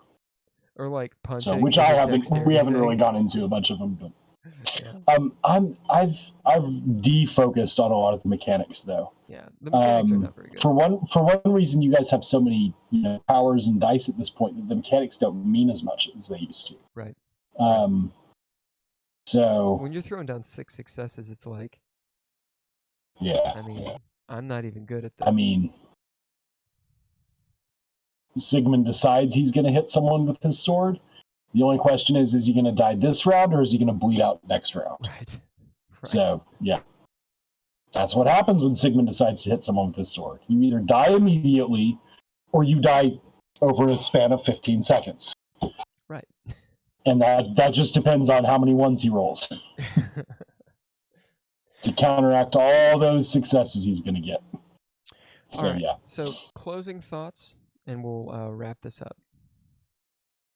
Long-standing campaign, you're finally coming to the end of it. Would you do it again? Will you do it again? Yes. Already All right. working on the next one. Fuck yeah. So one of the things we talked about when we mentioned Cypher, once you hit tier 6, what do you do? I don't know. Can you, like, there's no, yeah, okay, I hit tier 6, game over. I won. Yeah, it's like hitting Well, level 20. I want to tell a longer story than that.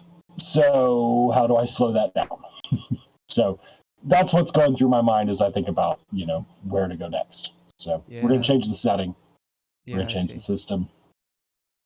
So, and that's one of the things that I like about D6 is that the character is open-ended. You can just keep adding to it, and you're still not going to get up to the level of like the Emperor, right? But because he has like 15 dice in his force skills or something like that, something stupid. But you might get up to like one of Han Solo's secondary skills. You might get up to that level, right? So I'm not sure how high you got your stuff up, but it was like 12. Yeah, I don't think it was that high, but it was stupid high. It was really high. So pretty sure it was 12. Maybe it was. It was stupidly high. Yeah.